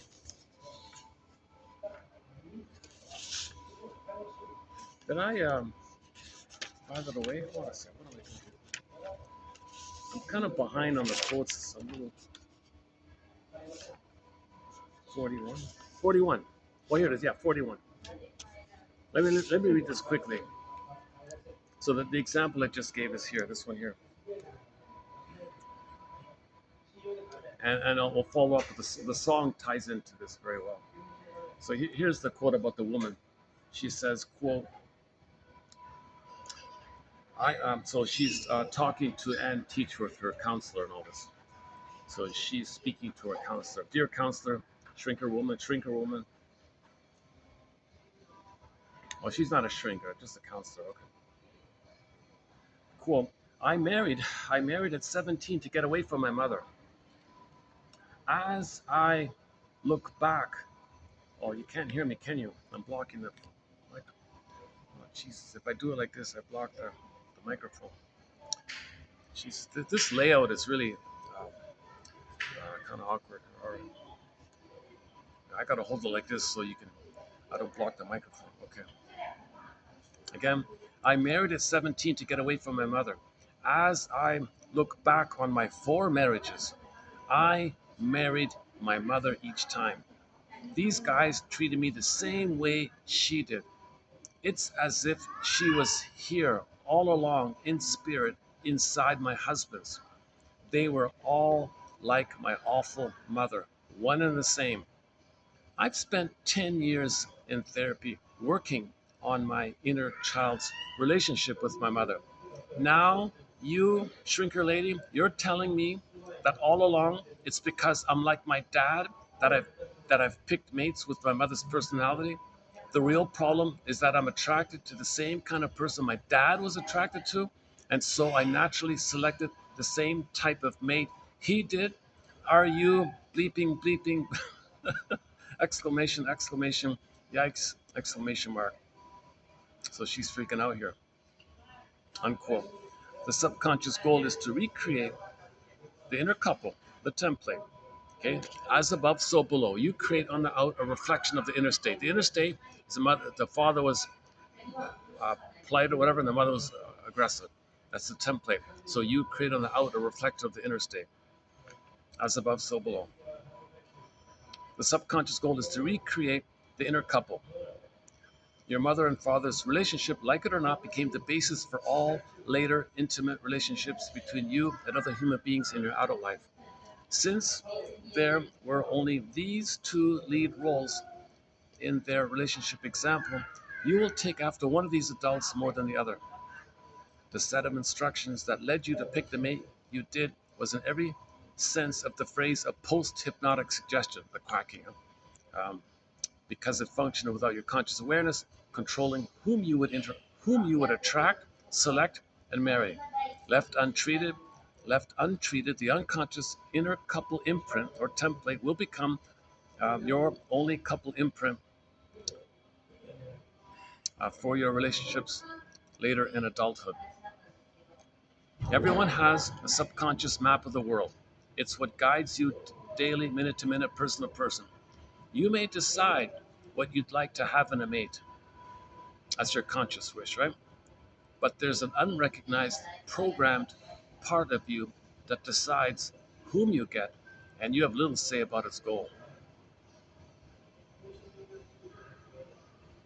So, young lady, forget about what astrologers say or it's in the stars, you know, fortune tellers. Forget about forget about hormones and pheromones and old slogans. The way to a man's heart is through his stomach, etc. Forget this kind of stuff.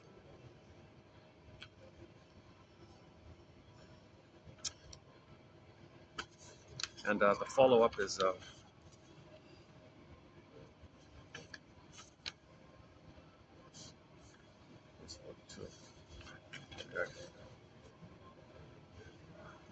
um, see your parents as the adult people they were to each other, not as the parents they were to you.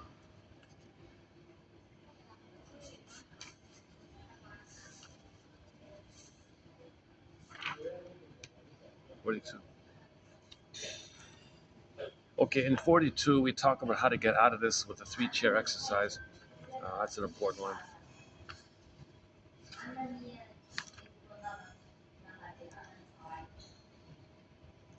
Okay. Um, so most of the rest of the quotes are about the three chair exercise. Okay, here. My assumption was that most couples' difficulties stem from their unfinished business with their parents.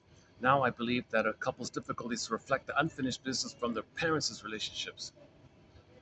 Okay. So when the client comes to her, she doesn't work with the client and the mother and the father. If she comes in with the boyfriend or the husband, she doesn't work with them. She just works with their template. Update the template, three chair exercise, role play a healthy version of your parents and hop in the chairs like that. Okay. Like, how do you wish your father responded to your mother? How do you wish he communicated with her? Would you like him to maybe apologize once in a while, show some gratitude once in a while, some affection once in a while? And how would you want your mother to receive it and respond in return? Role play and imagine how you wished your parents interacted with each other and do the three chair exercise, hopping back and forth, where you write it out or imagine it and then literally play a healthy version of your father relating to a healthy version of your mother, and you play those two healthy roles. And that's the chair exercise, right? So she doesn't work with you and your mother and you and your father, you and your partner. No, just update the imprint. It's all about the imprint. It's all about the template. Get a parallel, better template. Yes, it's positive, fake memories, but at least you can use that as a reference point because there should have been a healthy template. So at least if you role play it and speak on behalf of your father and speak on behalf of your mother, where they are now healthier versions, where you now see a relationship between a healthy father relating to a healthy mother. That's like another parallel imprint that you can relate to. You'll find yourself referring to that one happily, and you won't recreate the old one. So she said, um, yes, she said, as a therapist, my initial intervention is therefore directly into the parents' relationship. My initial work is about the parents' relationship in the past rather than into the couple's relationship in the present, i.e., their parents became my clients. So she says when the client comes to her, she doesn't help her, she helps her parents in her mind and gets her to play the healthy parents in the mind. So it's about the parents, it's about the template, it's all about the template. So you role play. Role playing positive fictional dialogues between your parents would give her some prior experience of her parents working through stuck places in their relationship and make it possible for her to try some new behaviors with him. Okay, and so I won't read the whole thing here. We did these recently.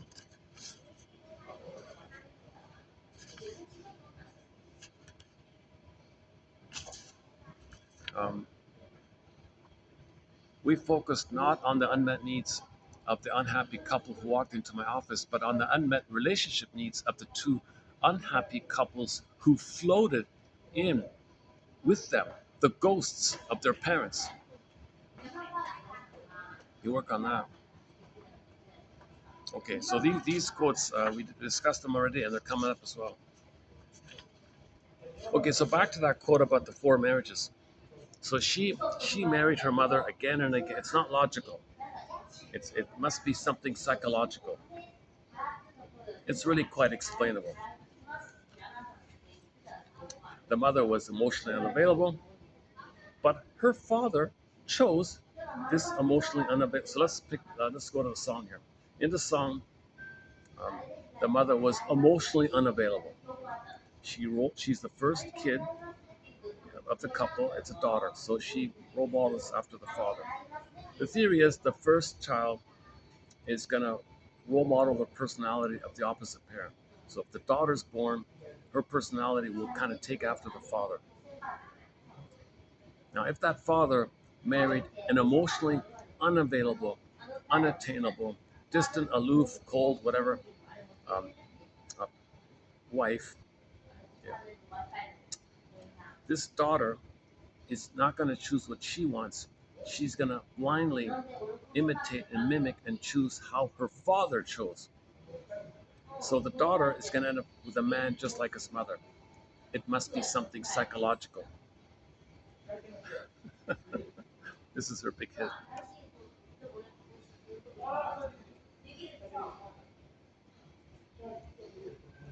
Okay, here we go. Katie Lee. It's only a minute and a half long, I think.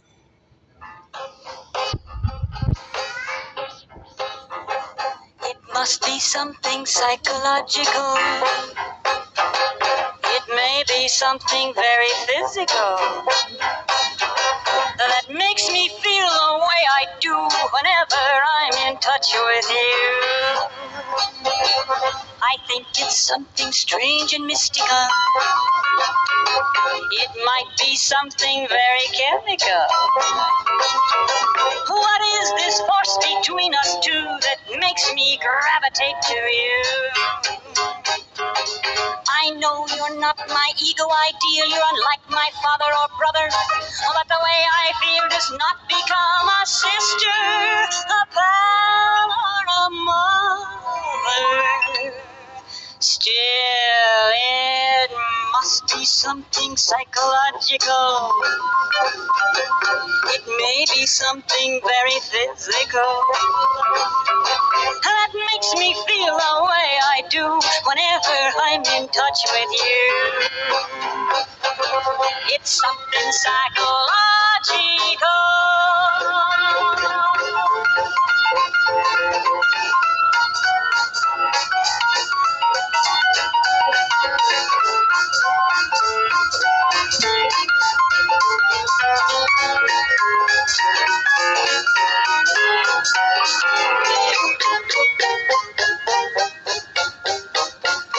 I know you're not my ego ideal, you're unlike my father or brother, but the way I feel does not become a sister, a pal, or a mother. My yearning's really quite explainable. I want you 'cause you're unattainable. Just let me get my hands on you, and then I'll want somebody new. With me, it's psychological.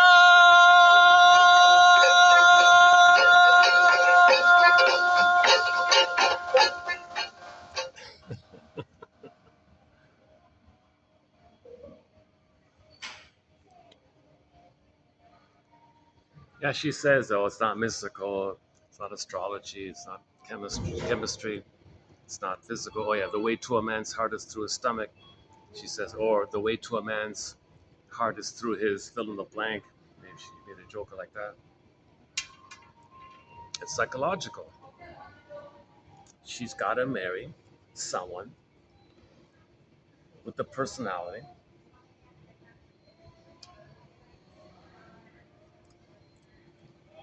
that the personality that the father chose.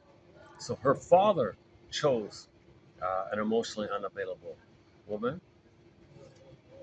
So she's got to choose a man who's emotionally unavailable.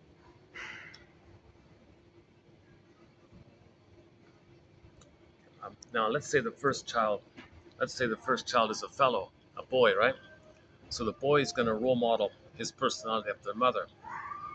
So when he grows up, he doesn't choose what he wants.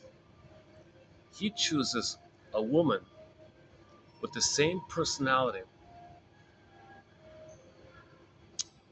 of the person his mother chose, i.e., the father. So he marries his father. Put it that way. He marries a woman who has the personality like the father. So if the first kid is the son, okay, he'll choose like how the mother chose.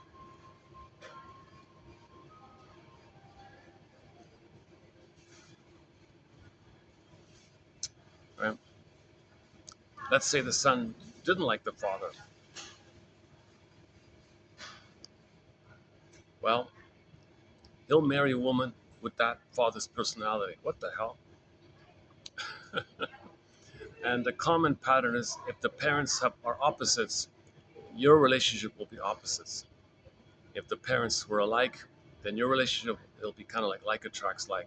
If the parents, if the template means the child's parents were opposites, when they grow up and choose one, then they find someone that plays the other opposite one. So they'll be in an opposite situation. If the child grows up with parents who are alike, like attracts like that one, then whichever one they choose, um, role model after, when they grow up, they'll choose someone like how that like parent chose someone who's like them. So like it'll be like a like attracts alike. So it'll be the same like that. So if, in other words, if a guy had opposites in his mind, but he likes a girl, but in her mind the parents were alike, he'll like her, but she won't like him because in her mind she's got to find someone where it's like attracts like the parents' way. But in his mind, it's opposites. If the girl is opposite to him, he'll be attracted to her. That kind of thing. It's really quite explainable. It's really quite explainable. It must be something psychological. It must be something psychological. It may be something very physical. The physical, it's not the physical, right? That makes me feel the way I do whenever I'm in touch with you. So the excitement, you see the excitement. It might be something very chemical. Oh. What is this force between us two that makes me gravitate to you? I meant to press the play button here and I pressed the play button there. Again. It must be something psychological. It must be something psychological.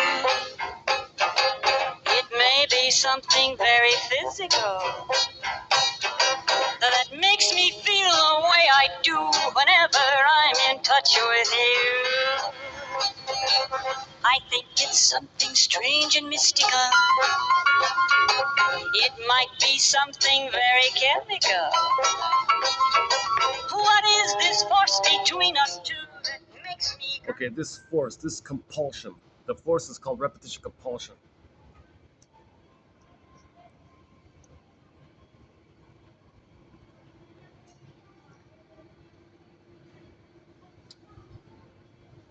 Hold on a sec. Let's see. Can I go back to my old spot?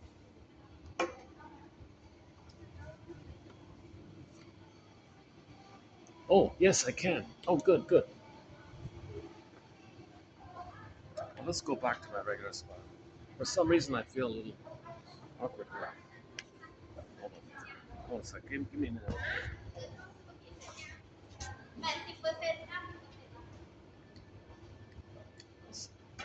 Hang in there. Just give me 1 minute. Stay tuned. Got some good quotes coming up. Psychological.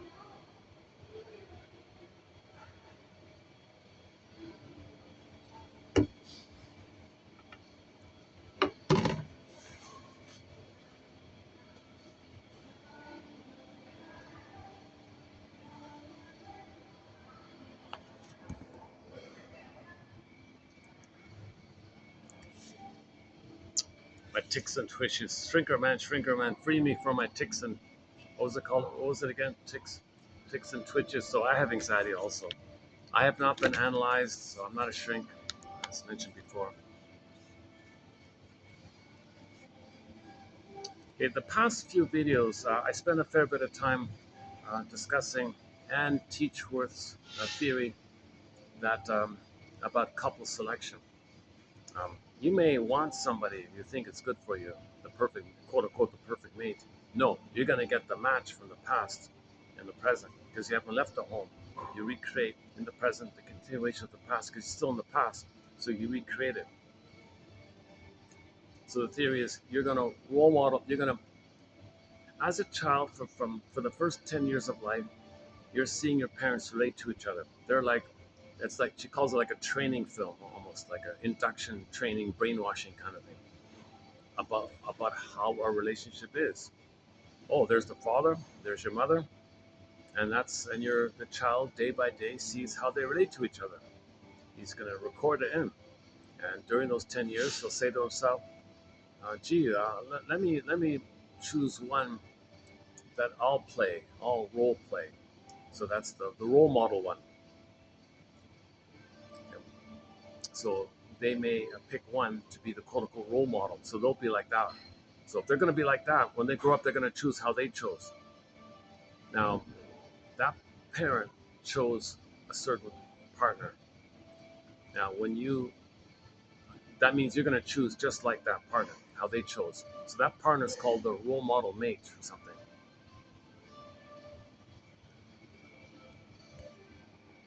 Jeez, I got to get used to this thing. Yeah, sorry about these 3 videos have been really choppy with this new phone here until I get used to it. I've got to break it in kind of thing. Okay, good. Things are quiet here. Okay, things have quieted down all of a sudden. Comes in waves here. Okay.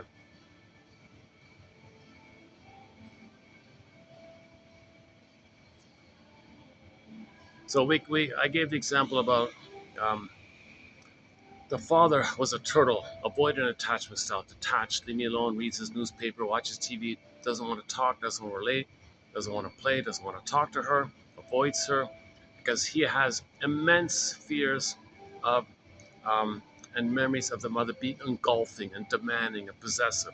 So he has immense fears of engulfment. Um, so he transfers that to his wife, and every time the wife wants something, he thinks, back off, engulfing mother, he puts a shell. So he ended up with the turtle personality. So he always ignored his wife, didn't want to talk to her, was aloof to her, cold to her, didn't want to relate to her, didn't want to do anything with her. No holidays, they didn't eat together. They didn't do anything. He just was like a stranger like that or something. So he was a real turtle like that. Now the so the child sees that role model. The mother, turns out, has exaggerated fears of childhood abandonment. So she couldn't get any kind of intimacy or connection with him because he was a shell like that. But she was trying to, come on, let's connect here. We're a couple here. What are you doing here? Let's have a relationship here. No, back off, shell. And so she was getting angrier and angrier, and she had a fear. Her brain was sending cortisol because she was reminded as a child that maybe there were times she was left alone, and the brain thinks kind of like that part of the brain thinks like in the savannah, if you're alone, the tiger might come. So you're flooded with stress hormones, so immense fear like that. So she had immense fear. So she wanted a connection like this. She couldn't get any kind of connection with this guy, but she wanted a connection. So if there's no intimacy, she looks for intensity. So she decided she'll pick a fight with him. So she was very provocative, highly provocative. Um, and she thought, I'd rather have a fake connection, a pseudo connection, an ersatz connection. If there's this argument like this, at least there's some sense of connection, but it's painful, it's perverse, it's disturbed, it's messy, uh, it's painful like that. But in her imagination, she's got to have some kind of connection like this. So if you're the child, what's the child going to choose? What's the role model going to be? Forget about the first one. Let's forget about, for the time being, the birth order theory for a minute. What's the child going to do? Are they going to admire? Are they going to admire the turtle husband, the attached one, or the hysterical, provocative, you know, like she would do things like make him late for work or something, or break things that he liked or something, just to pick a fight. She was constantly trying to pick a fight with he wouldn't take the bait. Oh yeah, shell. But she tried harder and harder, shell, hard, this kind of thing. So what's the child gonna do? So I just experimented with the both. Let's say that the child says, you know, I admire the mother because the father's too cold like that. He's too detached, too cold, not fair. That's not nice. I understand why she's picking a fight because she's lonely. She wants a connection, and she's making an effort. He's making no effort. She's making all the effort. She's doing all the work. So she may admire and role model after the mother, let's say. And she says to herself that when she grows up, no way, shape, or form will she ever marry a man like her turtle father. She hated that, she said. But if she role models after the mother, and the mother chose a turtle, when she grows up, she'll choose a turtle. That's the theory. Now, and same thing, if you flip it, let's say she admired the turtle and hated the mother being so argumentative and provocative like that, and said the father is holding his ground like that. Yeah, I admire that. I don't want this woman who creates all this drama, this soap opera like this. The father's kind of steady like that. So she admires the father, let's say, and says that when she grows up, she doesn't want a husband like her mother. Well, if she role models after the father, the turtle father, and the turtle father married a hysterical soap opera mother, maybe for emotionality or something, or to,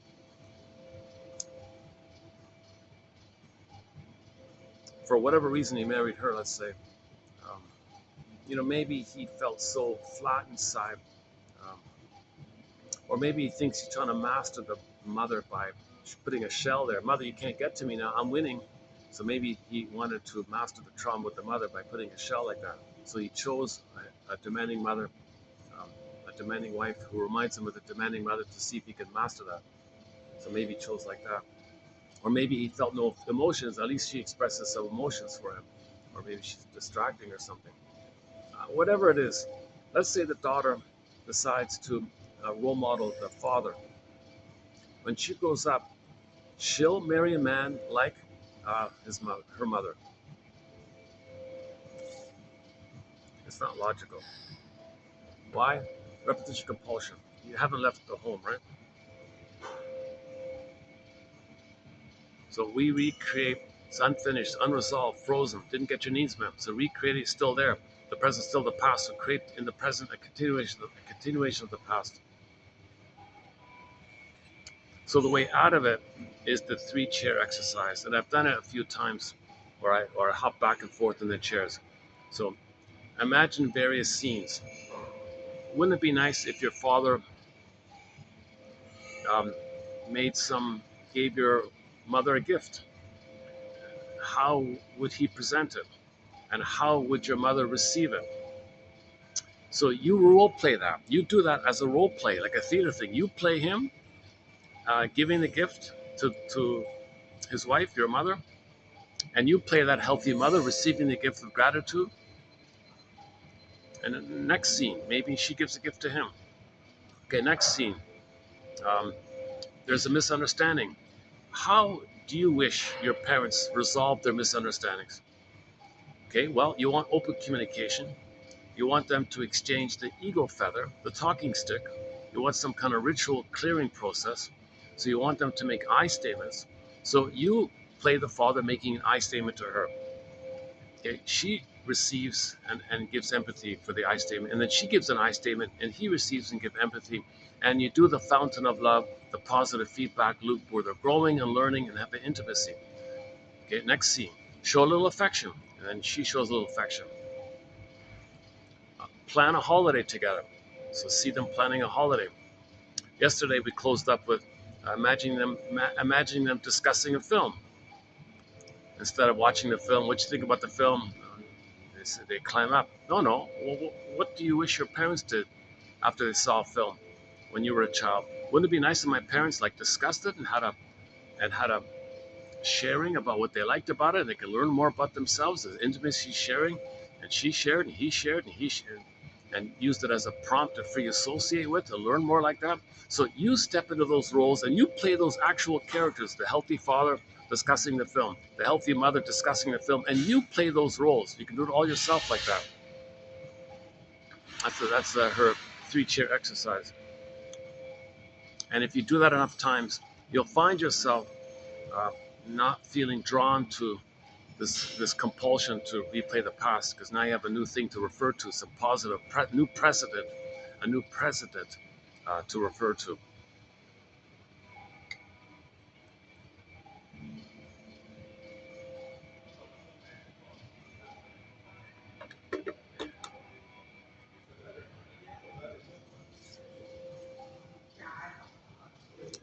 Um,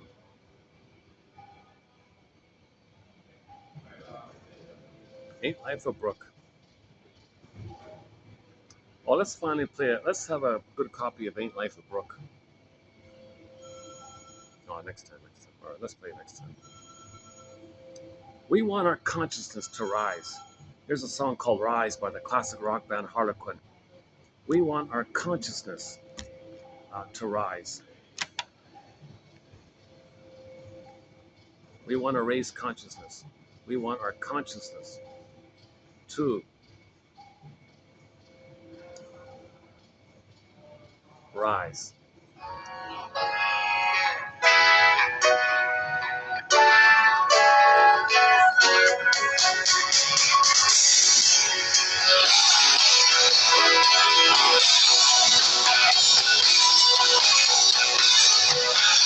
Looking for something, for a reason, for a clue.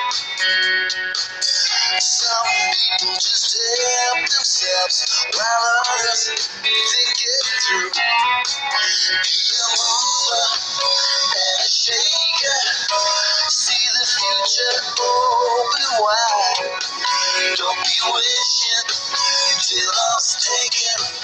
You could be missing one sweet ride. Come on, ride, ride. Don't let the moment pass you by. Yeah, rise, rise. Just decide.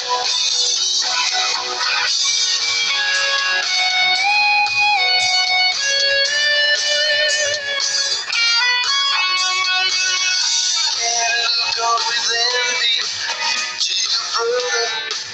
That's just wrong. Maybe you should just take a step outside your comfort zone.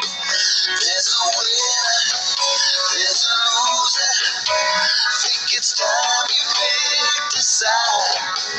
Don't be sorry or mistaken. You could be missing one sweet ride. Come on, ride, ride. Don't let the moment pass you by. Yeah,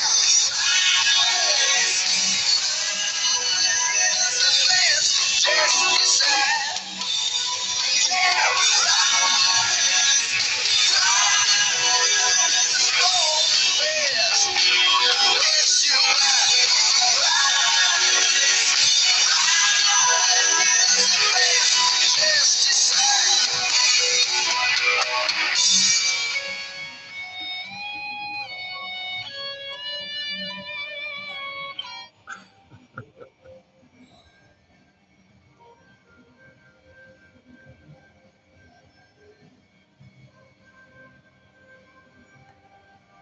okay. I stopped the music just in time. The GM just arrived. It was good timing.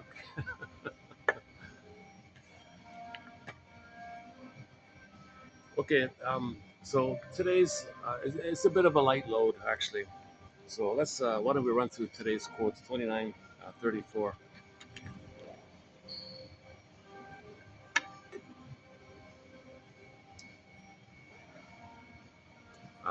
Let me plug in the thing again. Hold on a sec. I gotta keep this plugged in. If I'm gonna play a song again, I gotta keep this plugged in.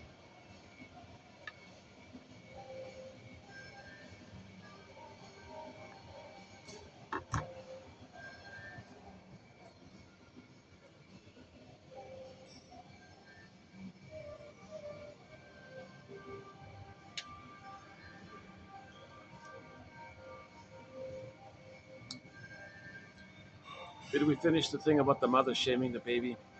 She replays what happened to her. So she shames her baby because the baby's her. She's the shaming mother. Replays what happened to her. Shames her baby thinking the baby's her. She's the shaming mother. And then hocus pocus, as she's shaming the baby, she thinks the baby's her mother hurting her. Now she's angry at her mother. So the baby's doing both. The baby's playing her and the mother. Okay, so the baby's her. She felt no good and the mother's dangerous. She thinks the baby's no good and dangerous. So it's the same thing.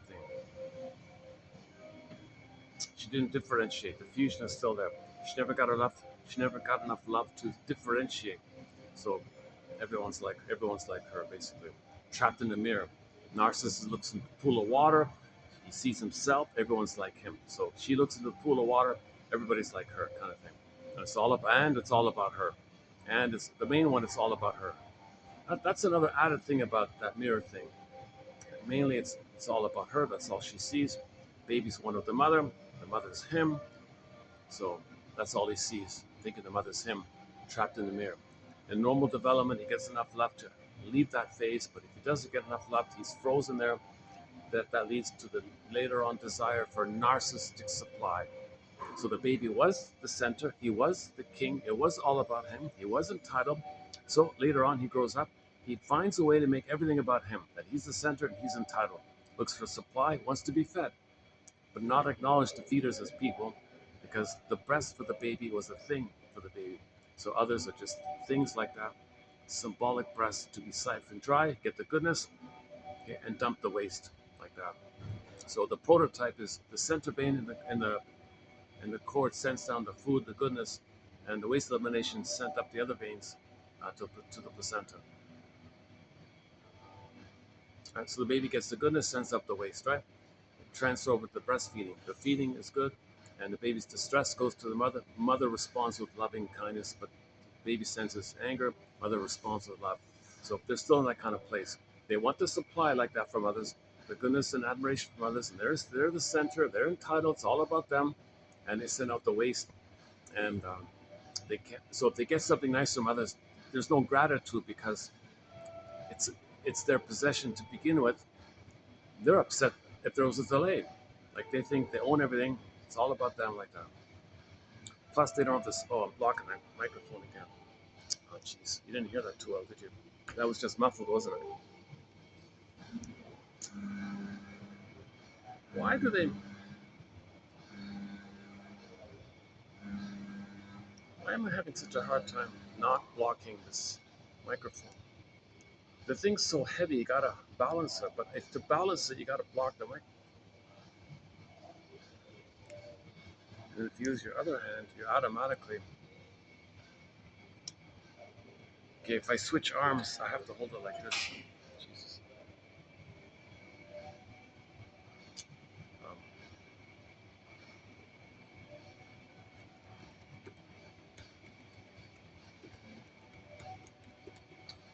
okay, where are we here?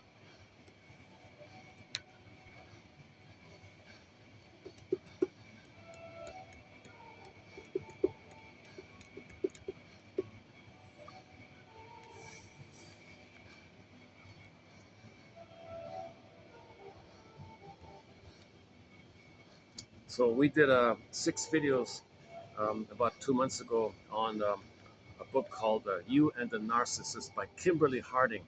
I highly recommend those 6 videos. It's just a little tiny little mini self-help book called "You and the Narcissist." She writes clearly. She's a biology professor. Uh, Very good little book. Plus, we did some quotes by Elan Golem called "Trapped in the Mirror," and her sequel called "Unloved Again," 2901 to 14. And Drew Keys, a couple from him, a couple from Danu Moore again, is that right? And a few others. So the baby's one with the mother. That's called narcissism. Thinks king, little god, all about him. He's the center, all about him. If he doesn't get out of that phase, he's still in there. Then he looks for it. He's still looping in that. So that's called wanting supply all the time. He goes to life greedy, greedy, greedy, supply, gobble, gobble, gobble. He supply. And if he doesn't get something, that's a part of him misbehaving. That's feeling that how any baby would feel if he had no mother. So he's going to be enraged. That's called narcissistic rage, narcissistic injury. So he'll want to control the other to make them the center. Ideally, it's voluntarily, but they'll coax them, frighten them, scare them. They got to be the center. If they hurt others and they blame them, well, they don't care. They're the center. They just got to make themselves the center. They scare others, make everyone hate them, fine, they're the center. Make everyone afraid of them, fine, they're the center. Trick them to admire them, fine, they're the center. Whatever it is, they're in the psychology um, that the baby's getting supply from the mother. So they want supply from others. So that translates to being um, given it. So emotional vampire phenomena. They want to be seen by others like that. So they're dedicated. They spend their lives finding ways to get supply. Now, if they can't get the supply, okay, then didn't need many ways. So they'll just devalue them very quickly.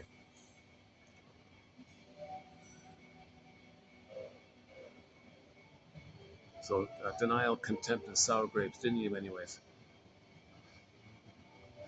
There's no empathy or love for others because they're just looking for supply. So the mother is that part is embedded in all distinctive personality patterns: bully pattern, Iago pattern, narcissistic, lower functioning, BPD, etc. So the mother shaming the baby.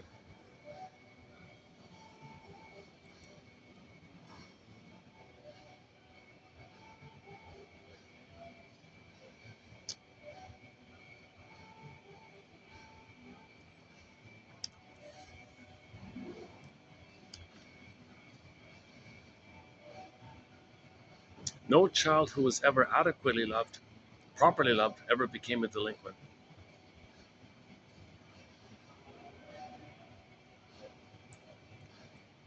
The progressive evolution of humankind is inseparably linked with the improved spirit and technique of child rearing. That's Lloyd Damas's big theory. If we improve the way babies are loved and all that, things will get better overall.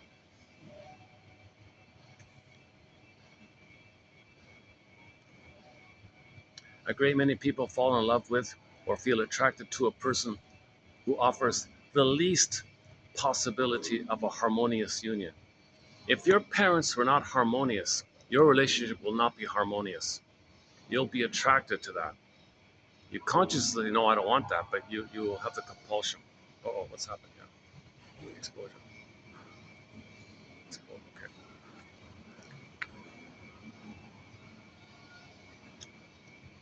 When I forgive my parents for their failures to be gods, I discover our common humanity. Okay, that's Bruce Springsteen. Oh, Bruce Springsteen, I have that one. Listen to Bruce Springsteen, the beginning of his um, in Toronto. Bruce Springsteen, Independence Day. Listen to the introduction he gives. Fathers and sons, fathers and sons, fathers and sons. Independence Day was the first song I wrote about fathers and sons. It's the kind of song you write when you're young and you're first startled by your parents' humanity. You're shocked to realize that they have their own dreams and their own desires, their own hopes. Maybe didn't pan out exactly the way they'd have liked. And all you can see are the adult compromises that they had to make. And you're still too young to take notice of the blessings that some of those compromises brought. And all you can see is the world that they seem locked into. And all you can feel is their desire to escape. Well, I had a simple setting for this song. It was just a late night conversation around a kitchen table between two people struggling to understand one another.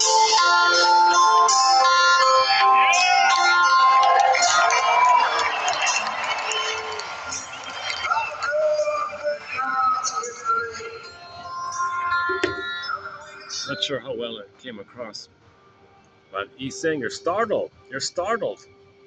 You're startled that your parents are like just people. So it's hopes and dreams didn't pan out. Still some blessings, but the truth is they didn't love the baby. They couldn't love the baby, but they would have if they could have. So it's three-dimensional. It's vertical like that. You got to see the two sides of the situation. They were crying for love. They were impaired. They were in pain. Still did a little love. Mostly they didn't. Try to see the try to see the two sides, a perspective that holds the two sides, kind of thing. See them as people. The more I learned of my mother's story, the more of a person she became to me, says Rosanna Deerchild, Indigenous elder, Inuit Indigenous elder, Rosanna Deerchild.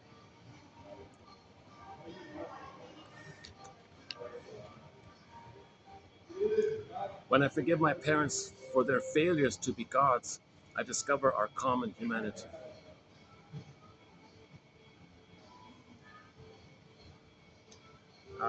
Okay, so greed, hate, schadenfreude, vindictiveness, this is psychologically ill. This is not the natural state of affairs. Joy and sadness are the natural state. The golden balls are natural. Being an adult, an elder, gender, that's the natural state of affairs. If that's all missing and frozen, you go back to the survival place, that's your anger and greed and all that. And that's not natural. It's a sign of trauma. That's not basic. That's just a response to the trauma. The basic is the baby's loved and he can be himself. Mother's hurts the baby. That's not natural. The baby expects to be loved, right? So the primary is joy and sadness and so on. But if the needs aren't met, that's all zooped away. And then you got anger and fear at the constant. That's not the natural state. That's the response to when the baby's needs aren't met. Rosenberg's line is, anger is an expression of unmet needs. Think of it like that. So if the needs are met, you feel normal, feel pleasant, normal. If the needs are unmet, those pleasant feelings zoop away. That's joy and sadness getting zooped away. Then you go back to the survival brain of the fear, anger, shame, disgust, anxiety. There. Our greatest pretenses are built up to hide our emptiness. The hardest thing to hide is something that's not there. The hardest thing to hide is something that's not there. That's quite a line, eh? The hardest thing to hide is something that's not there. So you don't have your beingness and you're trying to hide it. How do you hide it? You're in a swoon, you're in a trance, you're hypnotized, and you're just in a mirage, sleepwalking, post-hypnotic trance, repeating the past and the present. You're hiding it. It is natural for a baby to be entirely egotistical. He would like to have everything for himself. He is the center of the world, and everything revolves around his own wishes. There is no escape from this optical delusion. So the baby has an optical delusion, one way of putting it.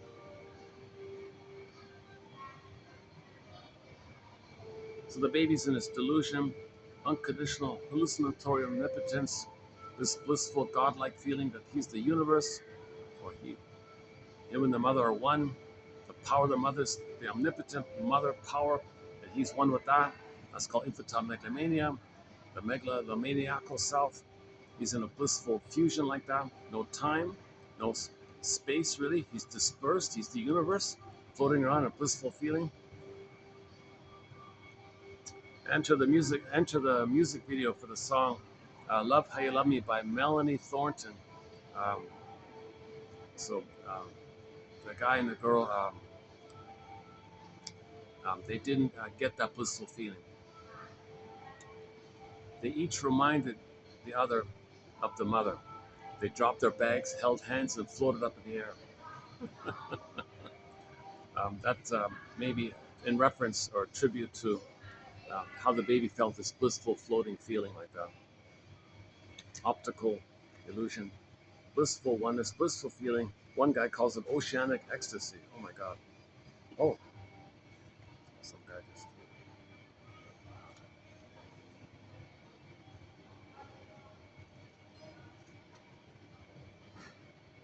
Okay, this startled me a little bit. Some guy just wanted to look out the window and hear. Where there is no capacity to affirm another as a person in his or her right, there is no love, obviously, right? The psychic structure needed to love is person to person, beingness and beingness. If that's missing, you don't do it, right? You're looking for supply. So you want to graduate out of part object relating and get to whole object relating. So the baby's mainly relating to the breast. The baby doesn't understand that the breast belongs to his mother, and that the breast and the mother are like a woman, a person, and he's a person, two separate people. He didn't get to that place yet. He thinks that the breast is a thing that he owns and it belongs to him and it's his possession and it's powerful, and so he feels powerful. Infantile megalomania. That's the confusion.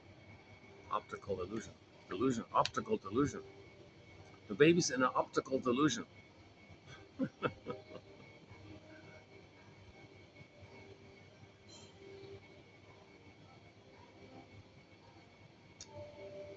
Um, both are so we often hear about neurotics, and artists have a lot in common, or artists are neurotic. Both artist and neurotic speak and live from the unconscious.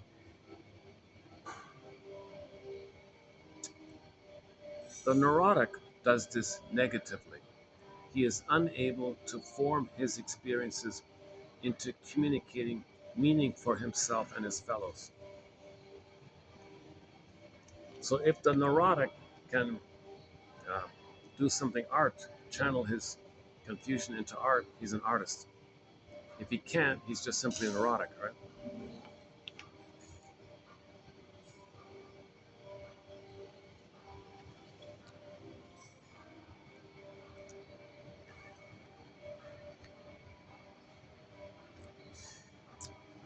When a person feels himself inwardly empty, he experiences nature around him as dried up. Projection, right? As above, so below. So his opinion about the outer is a reflection of his inner state. As above, so below. Every time we buy something, we deepen our emotional deprivation and hence our need to buy something. That's a negative loop, right? You didn't get mother's sweetness, so you buy sweets, cookies. That deepens the deprivation, needing more sweets. Buying more sweets make you more empty, you gotta buy more sweets. The fact that one is married by no means proves that one is a mature person, obviously. One of the functions of marriage is to start growing again at the point where you left off as a child. If you're conscious, yeah. Stingers don't bother with development anymore. They're addicted. They're addicted to shaming others who represent them because they're one with the mother and they got that oceanic ecstasy with their mother and they are the mother. So they're addicted to shame and hate and greed. They're addicted. It's the little white flower. There's a little white flower called the narcissus flower, and stinger personality patterns are addicted to this. Are addicted to the brain chemistry that little white flower gives people. So, so they don't care about. Um, they're just they're addicted to shame and greed and envy and spite and schadenfreude, mocking humor, put down humor. They love shaming themselves because they're the mother that shamed them. It's a perverse oneness. It's a painful, perverse schadenfreude of pleasure. That's the Faustian bargain. So to do it, they got to find someone to play them to shame. The shrinks call it perverse thinking.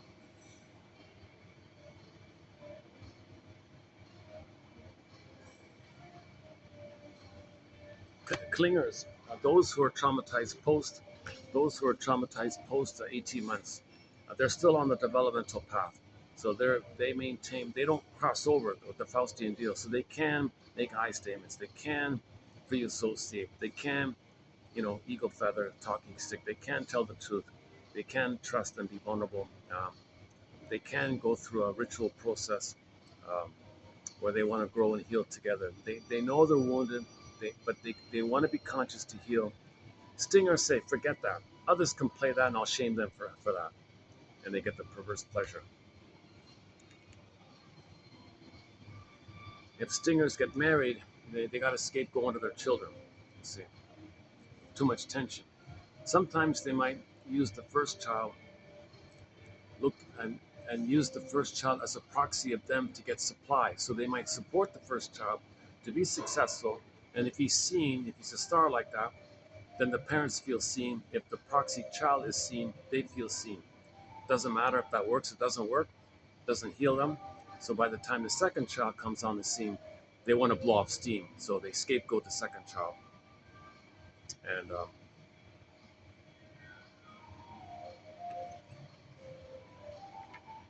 if a clinger marries a stinger, the stinger is thrilled to have somebody to shame and hate. The clinger says, well, that makes sense. Sweet, sweet lemons, they're not sour, they're sweet. Because the clinger thinks that if they can save the stinger, if they can heal the stinger, that's like they're still trying to save the mother. Doesn't make sense? But they keep trying, relentless hope, relentless hope, relentless hope. They keep trying. The stinger loves this arrangement. I shame them, they try to save me. That's supply, and I dump the hate. So they dump the waste and they get the love. That's the prototype in the placenta. They get the food and they send the waste. So the clingers finally wake up 6 to 7 years later on average, and then play the I don't have it here. Oh, play oh yeah. Next time I'll play April Wine's song, "Won't Walk Down That Road No More." And plus, we also play the Glee cast. They have a combo song, "I Will Survive," and then "Survivor" by Destiny's Child. Gloria Gaynor, "I Will Survive," and Destiny's Child, "Survivor," a combo thing. Very good, very nice um, cover of those two songs. So clingers, they can't believe that the whole time they were nice to them, trying to help them. Let's be a couple. Let's grow together. Let's heal together. Let's develop together. But the whole time they were doing that, they were oblivious to that. They're married to mom. They are the mother. They just use them to stand in for their childhood place, which they want to shame. So the clinger is nice to them, not knowing that the stinger hates them. And it takes them a long time to wake up to this. Then the clinger won't walk down that road no more. Then the clinger later on marries another clinger and they can grow together like that. Stinger says, who cares? They need him anyways. They just find another clinger. Or if two stingers get married, then they shame one of the children.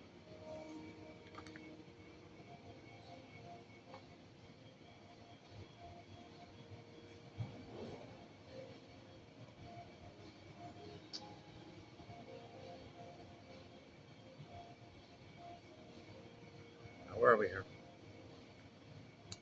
Another one about artists. Artists, if they are genuine, make good clients, since there is, since there is in all of them an objective point to their art. They can't be wholly egocentric. See, the neurotic is totally unconscious, but the artist, at least he's trying to express himself and turn your broken heart into art. So they're a little more conscious, right? Adler believed that the three main tasks in life are social contact, work, and of course, love. Not just love and work, love, work, and community and friendship. The fourth task is art. The fourth is art. Okay. So Freud just had the two, right? Love and work. Adler says, well, love and work, and community, friendship, and art. He throws in the art.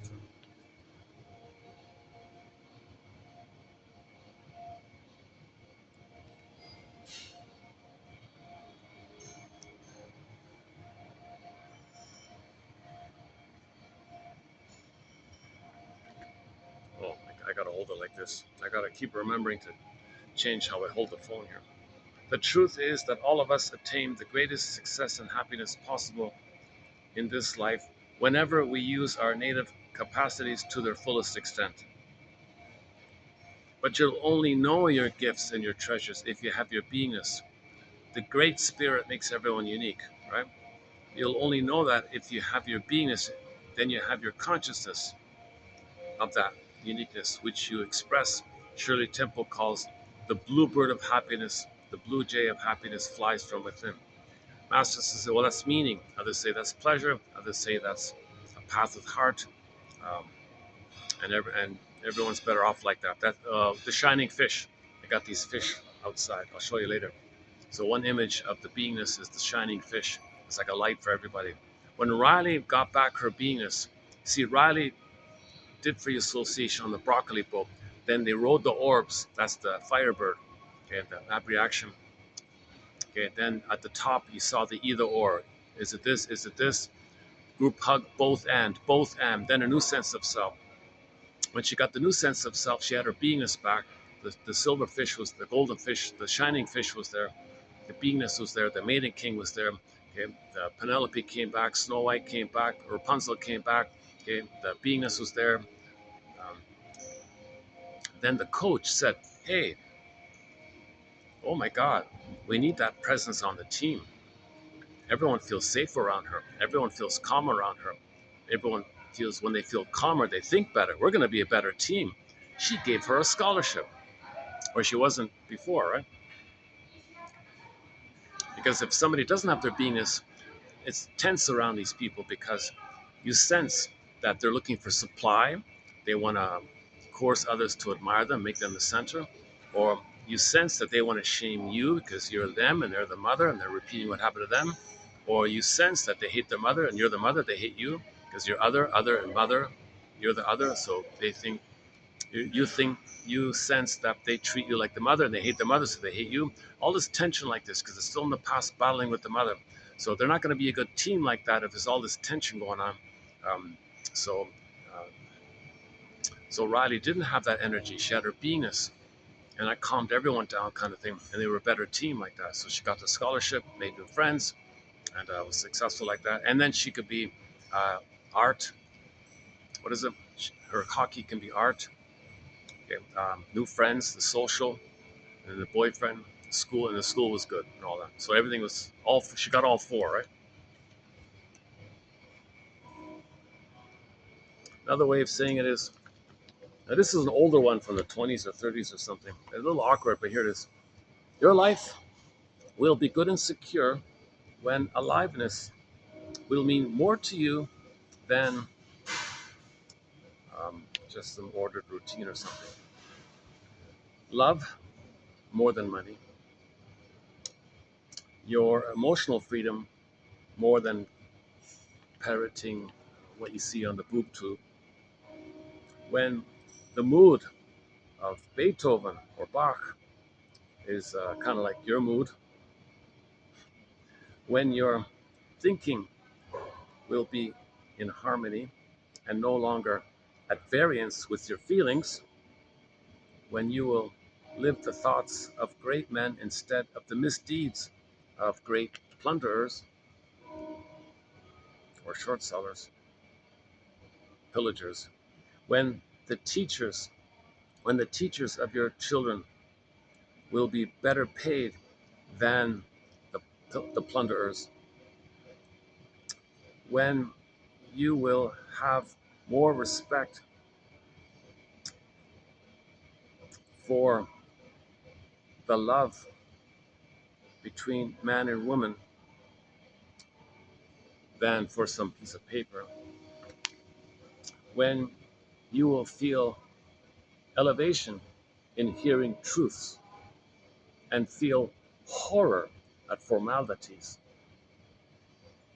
You know, I gotta confess, just this morning, I don't talk about current events, but I was reading one book, I was skimming one book, and he kind of expressed that about some company wanted to put a patent on something that's been around for thousands of years. I I mention it because I did one video in a park a couple of months ago, and there was a neem tree there. They showed you the sign. That's a oh the neem tree. Oh my God, that's the neem tree, the famous neem tree. N as in Nancy, double E, M as in Mary, neem, neem. Right? So apparently, um, for whatever 5,000 years, farmers that tree's like a medicine tree. It's got a lot of amazing properties about that tree. One of the qualities of the tree is that some part of it, I don't know, the bark or whatever, something about it, the leaves, some way, some aspect of the tree, whatever it is, I don't know the details, can be prepared or cooked or whatever, and it could be a natural pesticide for the farmers. And for 5,000 years, millions of farmers would naturally deal with the pests with the help of the neem tree.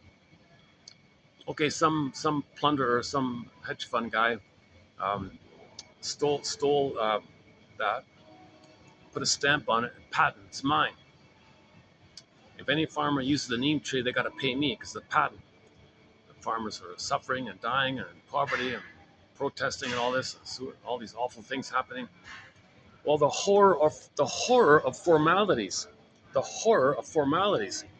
Why is that? Why are, are people going along with the idea that some snake businessman put a stamp on it and it was approved as a patent?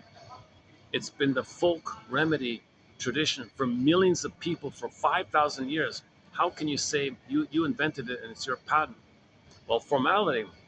I don't see any laboratory presentation in a specific way that showed the existence of this before. Everything, this 5,000 year stuff, that's just some rumor or rumors or anecdotes or whatever. That's not scientific. I don't have the paper formality. And then the judge said, "Oh yeah, you're right. Okay, so stamp, it's yours. If anyone uses the neem, they got to pay you for it." And he went after all these people and took their farms and all these problems like this. The horror of formalities. That's part of the. And he was saying that's part of the pillage and plunder to use this kind of horror of formalities. Um, this hyper excessive rationalizations, excuses, excuses, excuses. In terms of how much pain you feel, you create more formalities of the pain because you don't feel. So there's no feeling there. When you will feel elation in hearing truths and feel horror of formalities. When you will have conversation with your work companions directly and not through intermediaries. And when your adolescent daughter's happiness in love will delight instead of enrage you.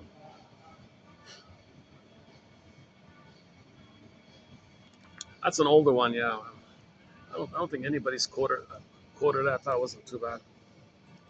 He's a controversial author, but his earlier stuff, everyone loves his earlier stuff. Towards the end of life, it seems he went a little. You know, there's a mystery about him. It's hard to believe um, the things they said about him at the end.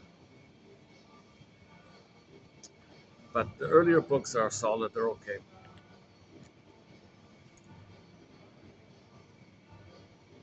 Okay, let's not. I haven't looked into that story about him.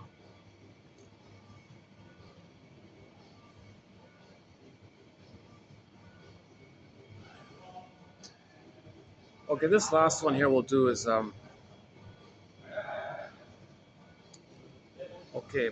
Whenever we make any kind of reference to religion, it's only in the specific context of when religion is being used as a part of the pillage and plunder.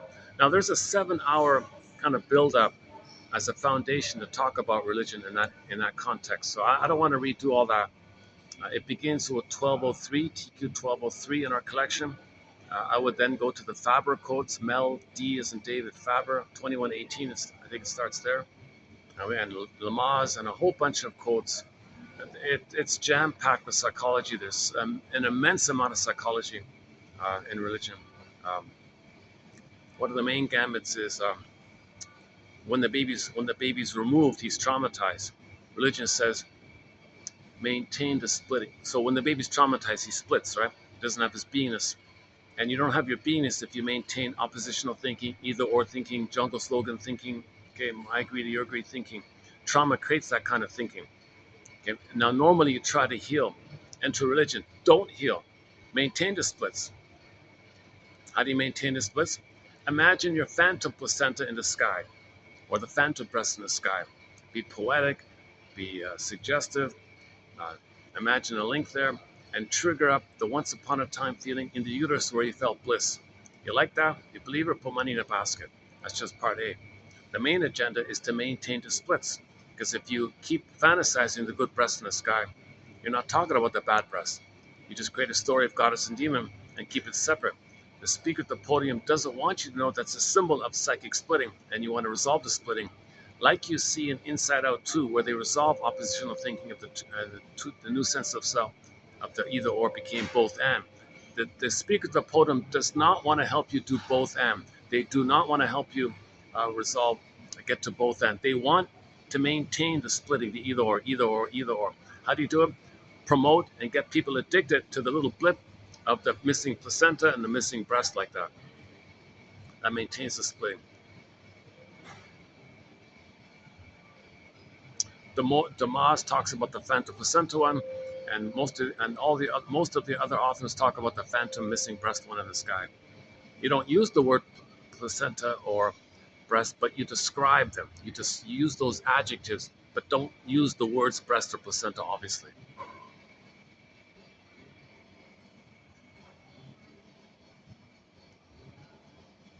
Okay. Yeah. Okay. Today was turned out to be okay now in terms of. Usually I come. It's funny. Usually I do come here.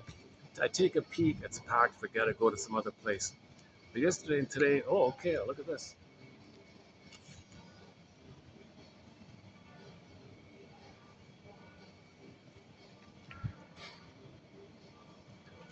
So okay, there's a whole build up about.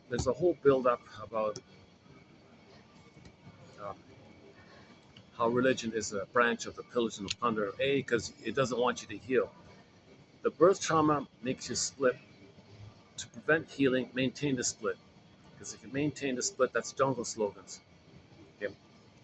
And in the trauma, you believe you were given emotional poverty. So you give others poverty to reflect your emotional poverty inside out. The outer is a reflection of the inner state. So in order to pillage and plunder, the baby needs to experience that his mother or somebody plundered him and pillaged him, short sold him, was a robber baron to him, took away his inner home, his embodiment. He thought the mother was a plunderer, a pillager, a short seller. Baby Faustian deal identifies with that. Repetition compulsion. Okay? If there's land over there or homes over there, well, you repeat what happened to you.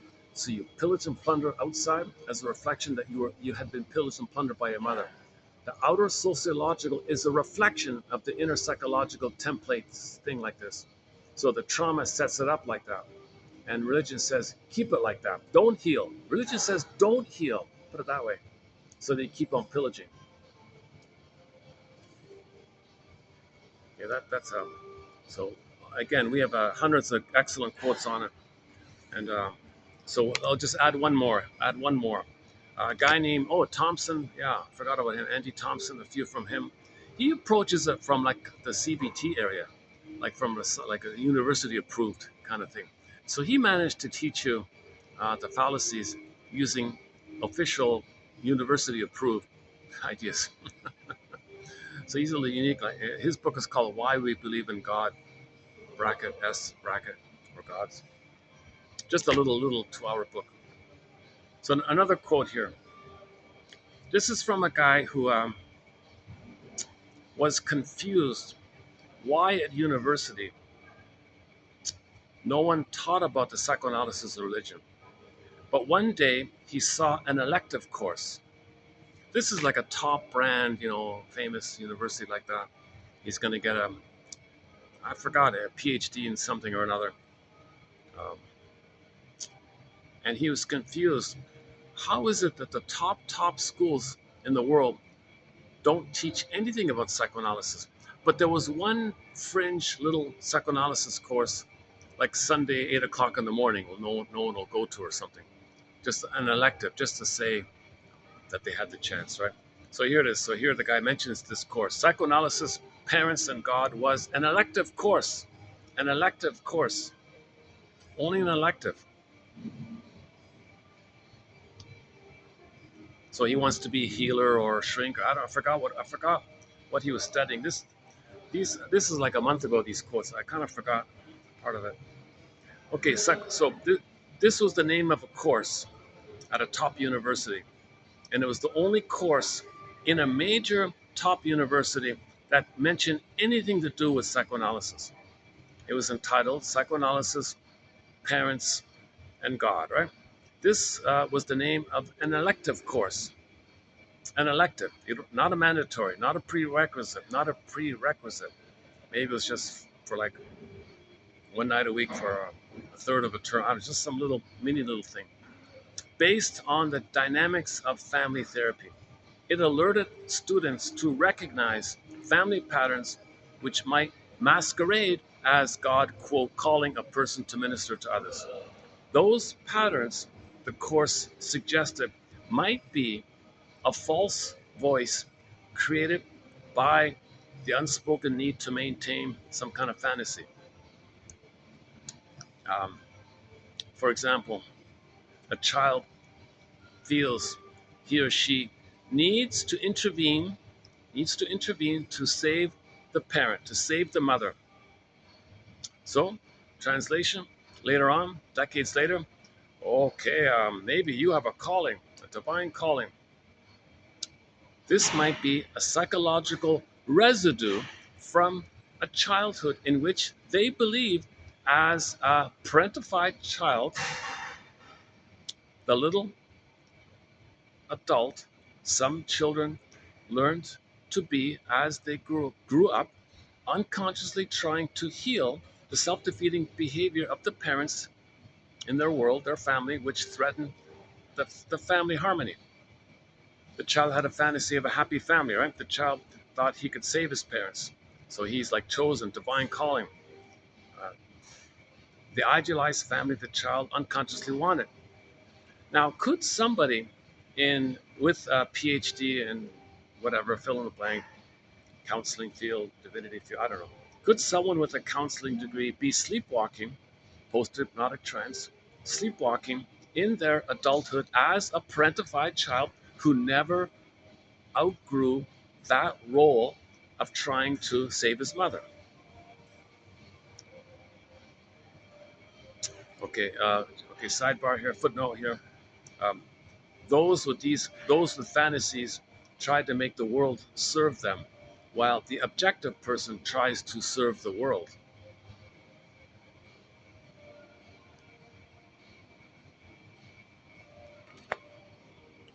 So this is just not a major point. I don't want to really get into it, but this could be in the honorable mention pile, actually.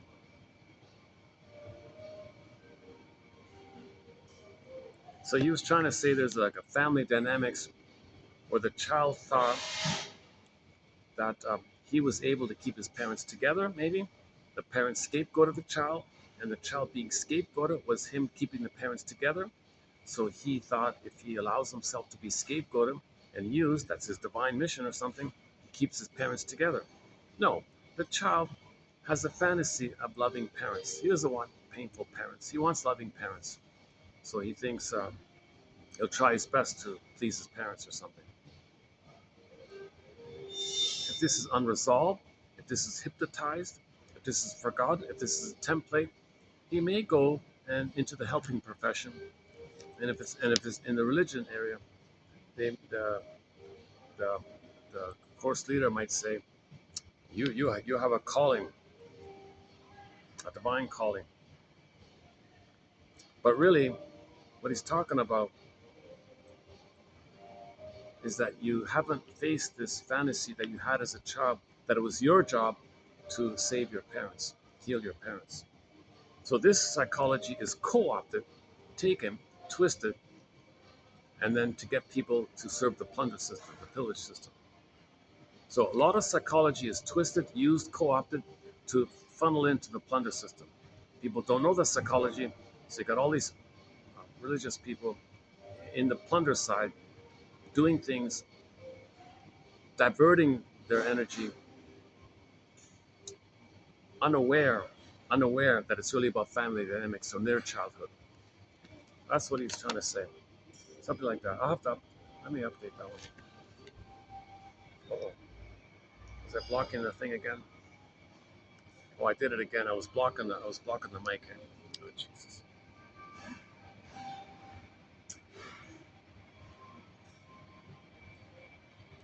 Yeah, let me check the battery. What does it say? 79% with the battery. I've only got 4 hours storage. Can you believe it? That's it. That's okay. That's okay. Actually, this batch isn't too bad, right? So your mission, should you choose to accept it, is to read through these and see if there's one, just one of interest. Make a note of it, email it to yourself. That's good enough. Um, if, well, better yet, make a note about um, how you felt about it, or what does the quote suggest to you? What does the quote remind you of? Use it as a prompt to free associate with. Use it as a springboard like that. If a feeling comes up, give yourself validation and say to yourself, I must have a very good reason for feeling this. What's the hardest thing about feeling this? Like, so if you feel angry, what's the most annoying thing about this? What's the angriest provoking thing about this quote? Or what's the most curious thing about this quote? I read this quote. I feel kind of sad. I must have a good reason for feeling a little sad about this quote. What's the saddest thing? And just see what comes up spontaneously. Free associate like that. Gentle awakenings, quiet awakening. Now, as you do this, the memory of your mother from decades ago is coming up. Oh, you want to heal? You're with me against me. You're going to betray me. Back off, bully voice. Okay, go to our quote, um, 23, 20. Go to 29, 23, the first one called From the Twilight Zone. One life, comma, furnished in emotional poverty. That one. Yeah, that's the one. Yeah. Isn't it the one that says bittersweet? Isn't it bittersweet how we try to uh, win love from some voice that's a shadow echo voice from people who are long, long gone from another era, and you're still trying to win love from this echo shadow voice? You're trying to explain yourself to this echo phantom voice, ghost voice. What are you doing that for? Your mother can't hurt you anymore. You're not in nursery anymore. But the memory says, echo, echo, echo. Baby, you with me against me? Baby, you want to be autonomous? You betray me? No, you got to serve me. With me against me. My rights here. I gave you life. You got to serve me. With me against me. Baby, free. I'm with you. So later, you want to heal. That voice comes up. Back off. Okay, here. Okay. I hope everything's okay. I saw the GM kind of um, just sitting near me there, maybe checking it out or something, checking me out or something. Oh yeah, she told me to take down the. I had a nice back thing behind me before. She asked me to take it. Fair enough. Yeah, fair enough.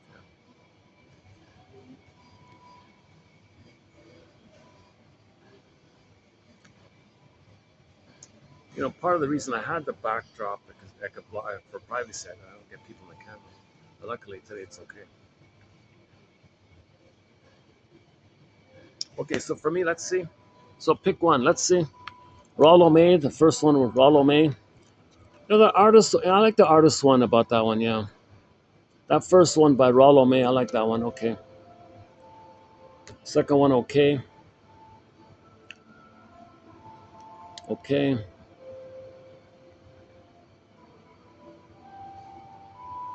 Oh, the famous Marshall McLuhan guy. The media are not toys. They should not be in the hands of Peter Pans.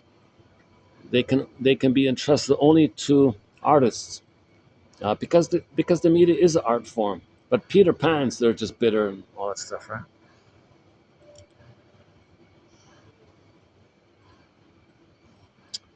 Okay, for the clingers, for people traumatized post 18 months, but prior to 36 months, everyone is an authority figure, in a hopeful, positive way. Or the stingers say, forget that. I play little God. You play my humanist, which I shame. You are born self-centered. All our basic needs must be met before we can smile. Being held securely being touched, being warm, being safe, being wanted, being rested, basic needs that the child has for secure attachment style. When Adler heard that somebody with narcissism had fallen in love, he said, "Oh, against whom?"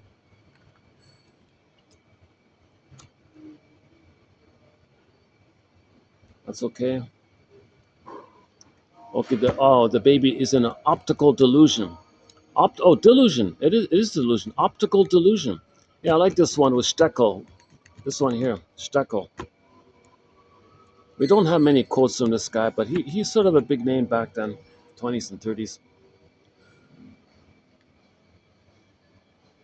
I like this Hoffer one, Eric Hoffer. I like this one. The hardest thing to hide is something that is not there. That's pretty powerful, I think.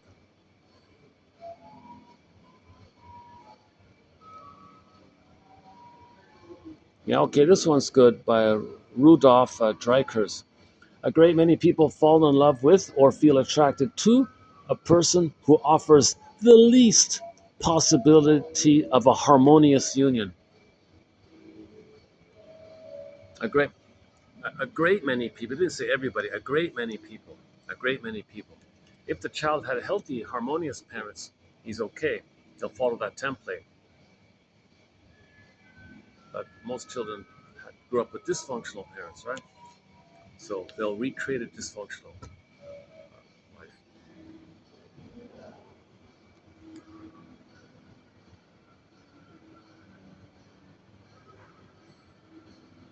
Oh, there's the flim flammery one. Yeah, she, this one femme fatale kind of woman. She is or BPD woman. I forgot. This woman with the BPD personality pattern or with the femme fatale personality pattern. She's a gifted manipulator, a malign master of hiding her self-serving flim flammery behind the distracting rhetoric of a snake oil salesman. Yikes, eh? So that's a real professional con kind of person, woman.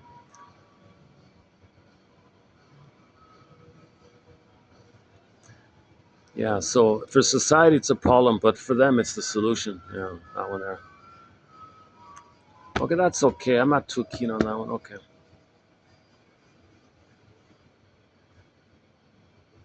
But this Kunkel one, Fritz Kunkel's okay. The possessor of a self fantasy tries to make the world serve him, while the objective person tries to serve the world. That's the natural, healthy state. Oh, and this one here, the right one. Okay. Your life will be good and secure when aliveness will mean more to you than some fixed routine, I guess.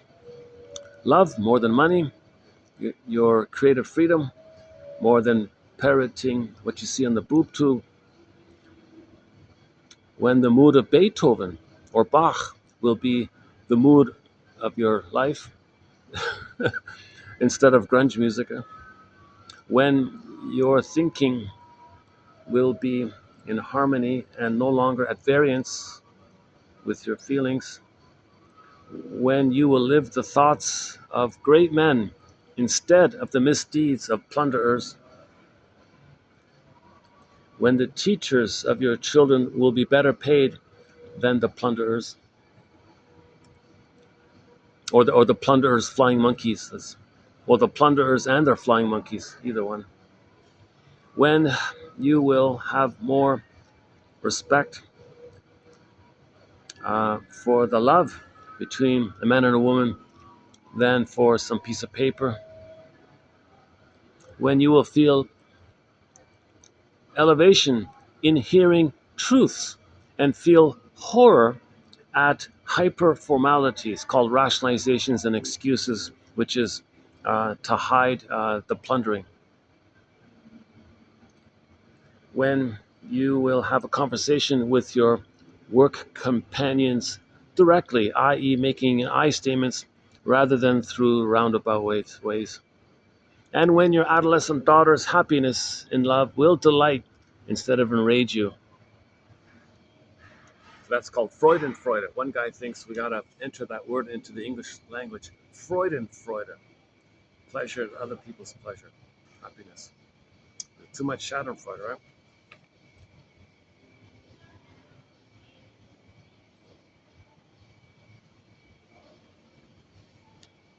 Okay. Oh yeah. So okay. So for me, let's see. I like the first one by May. Okay, that's one for me.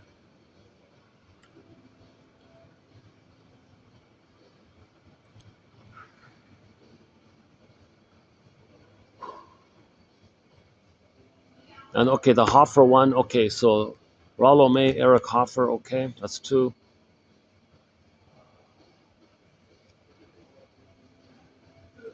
Okay, this one, the second one by Rudolf Dreikers. I like that one. Okay, that's a good one. I think that's three for me.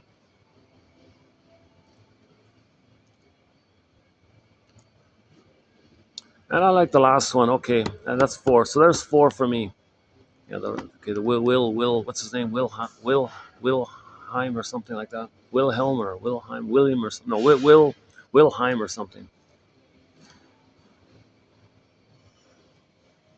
Yeah, I'm gonna go with those four. So I'm gonna take those four, put them in a separate notebook, kind of thing.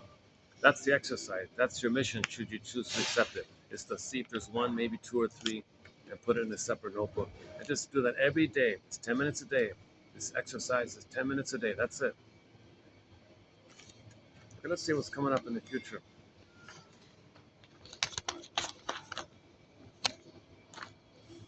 Okay, so coming up. So this was 34, right? So let's see. 35. Okay, Miriam Woodman. Okay, she's okay. The one about the butterfly, the chrysalis. You don't want when the caterpillar goes into the cocoon, he's not going into the cocoon so he can come out as a better caterpillar. No, he's coming out to be something new, a butterfly. So that's a metaphor for. Okay, Eric Byrne. Okay, he's okay. Okay, we got some Janoff quotes coming up. He's always good. Some from indigenous people. Knowledge is like the wind. Once embracing it, you can go anywhere. What about the indigenous people? Okay, okay, Janoff. Another one from Dreikers.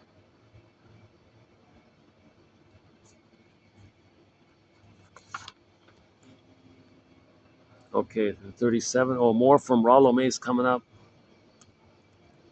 Okay, a little humorous one by Ashley Montague. Analysis has been said is the study of the id by the odd. Okay, more Janoff. Okay, good. Let's see.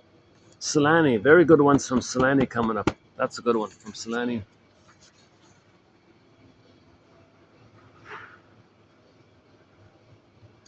Okay, one from the TV show Outer Limits called Skin Deep. Okay. Okay, then we get into the Teachworth ones. Okay. Okay, beginning at 41. So from 41, okay, here we begin the one about the three-chair exercise, the Gestalt exercise. From 41 to okay, 3 and 4. So we're no three, yeah, three. So three, we're gonna do three and a quarter. Let's say 3 and a quarter videos on that one. A couple about prejudice coming up. That's always a huge topic. Oh, 39 Solani. Okay.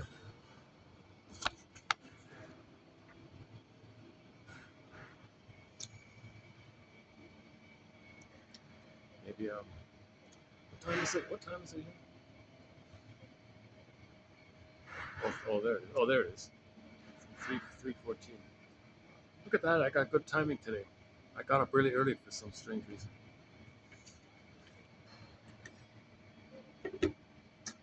Let's uh, let's choose another song here.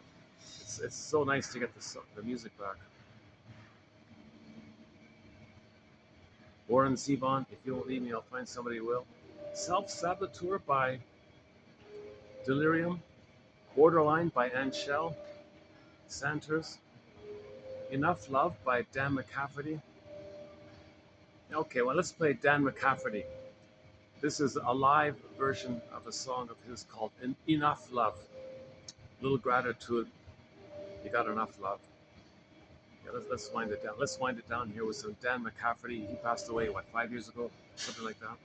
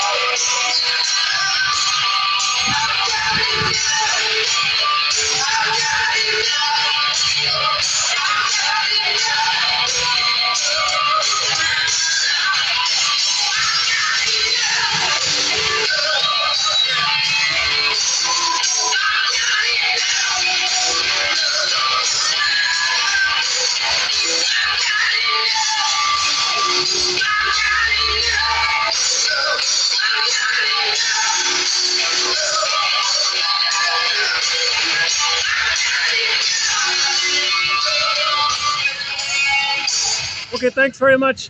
I'll see you in the next video. For the love of narrative medicine, thanks very much. I'll see you in the next video.